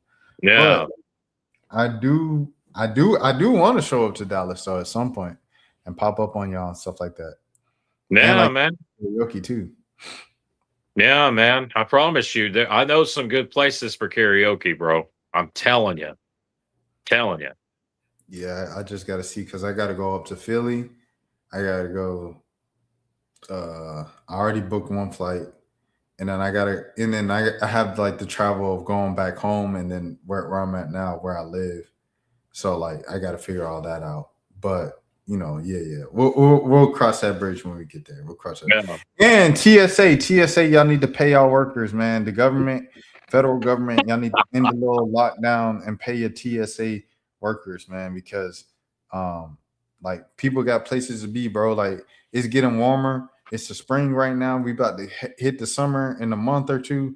Like people got places to be. Kids are coming home from school. People who work in different states than their families and stuff. Like I go back home for the summer a large part of the summer and stuff. So I don't know, man. Like, come on, get it together. Get it together. Government, whoever it is, like, pay the TSA workers. Let's get this thing back on.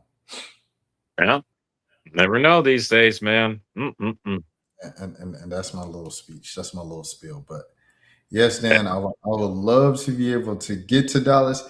I cannot promise you that I will get to Dallas this summer. I can't do that because if I did, that'd be overextending myself, and I don't want to overpromise and underdeliver.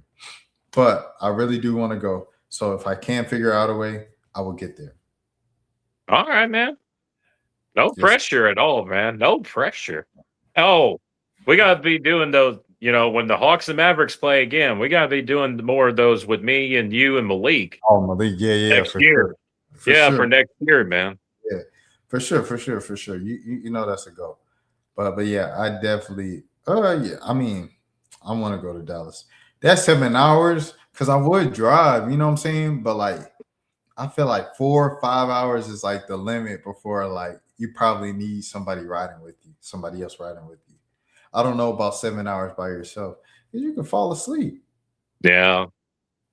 7 hours with somebody else, so you could drive a couple hours, sleep, or in the passenger seat, they drive for the next couple hours, and you come back and stuff like that. So, hey, Right.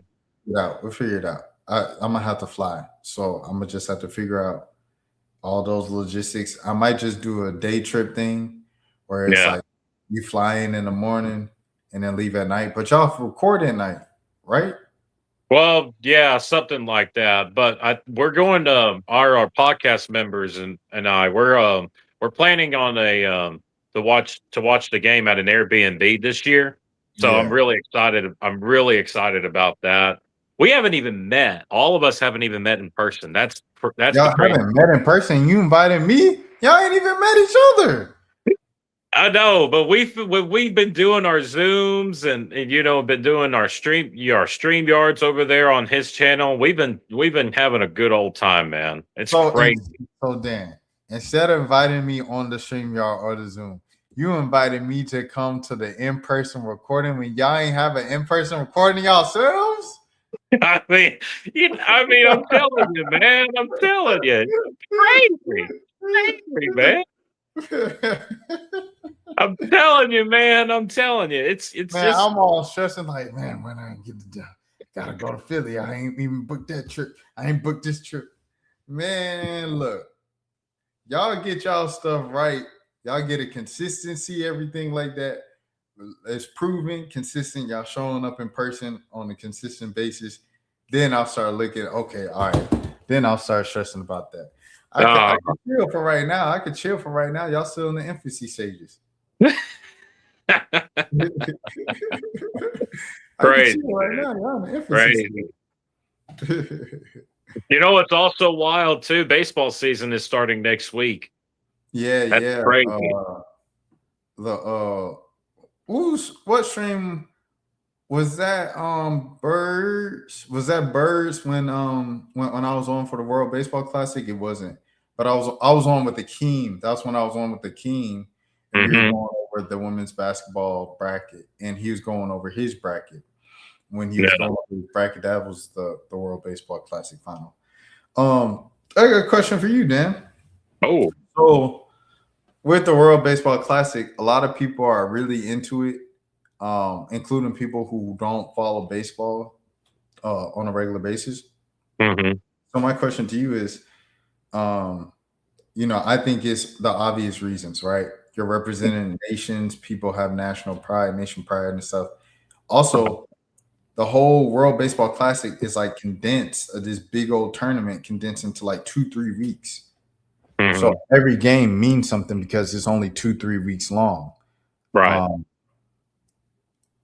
Baseball is 162 games. Do you think like baseball can learn anything from the World Baseball Classic or take from the World Baseball Classic to make baseball more like how it used to be, the steroid era of like everybody's into it from across like a bunch of different planes and stuff like that? Well, I'll say this about baseball in general. I do think that it's changed. I do believe that with the new system that they're doing with the pitch and strikes and everything. I think it's going to take some time and getting used to it in that regard. I know that the new commissioner Rob Manfred is trying his best to speed up the game, and I get that. But when you go to a baseball game, it's like 5 to 6 hours long at least. And that's the biggest thing. And I know that he's trying to like speed it up and everything, but you just really can't control of what other teams do in that regard. It's like if you use a challenge on a pitch call or on a play, it's going to take a long time to look at it. It should only take like at least 5 to 10 minutes to look at it, and then you got the result right there, like that. So again, I've said this before. Baseball is going to have to really start trying to develop these new tactics and everything. But man, I'd rather love to go to the old tactics again because those were the good days. Are you talking about steroids when you say old tactics? No, I'm just saying in general. I mean, the steroids. You know that Pete Rose was on those things as well. I think Nelson Cruz was on them as well. I just think, And Barry Bonds was on those as well. He was on the steroids too. So allegedly for Barry Bonds. Allegedly, but but overall, I do think that baseball is trying. I think it's in a good spot right now, but I do think that in the near future, they're going to have to start upping their, so there's going to be some new rules going to be in place for the next several years, and we'll just have to see where it goes. I think Aaron Judge is he's been hitting like a steroid level amount of home runs like for the past 5 seasons or so. So, and then you had the dude from Seattle who had like a crazy amount of home runs too last season. I don't know. It's some good stuff happening, but it's just I've just tuned out like compared to like what I was as a child. I used to be so in tune with everything. I was even in tune as an adult when Dansby was on the Braves, but that was because I went to school with Dansby and he was playing for the hometown team. So I don't know. I would love to have like just a love for baseball again, like I did when I was a child. If I could ever reignite that flame, I guess I'd appreciate it. But then again, baseball season is also WNBA season, and WNBA is my number one for sure. Because the lady basketball teams are really good, man. I think didn't we just have one that won last year? Was it the Aces that won last year? Yeah, Aces. Yeah, it was like Deion Sanders once said. He said, "Football's my wife, baseball's my girlfriend." So yeah, he said, "I miss baseball when the best hitters looked like they were bigger than Micah Parsons." Aaron Judge is like a huge human. Like that's what I'm saying. Like Aaron Judge is a huge human. He hits over like 50 home runs a year. You know what I'm saying? He's larger than life. And he plays for the freaking Yankees. It doesn't get bigger than that. I'm pretty sure. And the New York media too. Don't forget about the New York media. And the New York media. So he's like everything that people say they miss about baseball. So it's like, and then Ronald Acuna, like for him to be, I don't know if baseball's ever seen someone like that where he has like a perfect arm, but like he's also like the fastest person on the field. But he's also the most powerful hitter. Like, I don't know if baseball's ever seen something like that before. So it's like there's a lot of cool stuff happening in baseball right now. Yeah. I'm just tapped out. I'm just like, I just don't be caring. But like I said, once again, the WNBA is the wife and baseball's the girlfriend when it comes to summer sports. So yeah, that's just what it comes down to. Just my personal preference. It's going to be harder for me to watch some of, my team is the Texas Rangers and whatnot. They have a new network and everything that you have to pay for it. And I'm like, I don't want to pay for something that if I can just go to the baseball game and just pay the same amount. Like tickets these days, they can be a little bit expensive, but it's better to just pay $100 for just this entire season. That's my thing. You said $100 for the entire, you can get $100 season tickets at the Rangers games?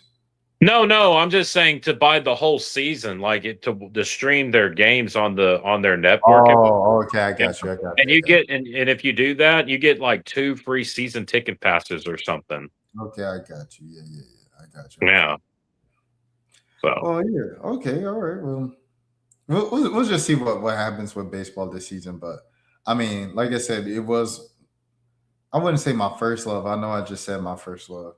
But basketball definitely was my first love because of Space Jam. But definitely my second love, baseball. I would love to fall back in love with baseball this season.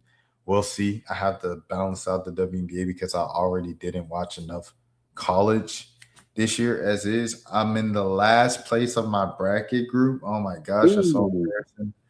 I'm supposed to be the women's college basketball guy, and I'm last in my division. It's crazy. Oh man.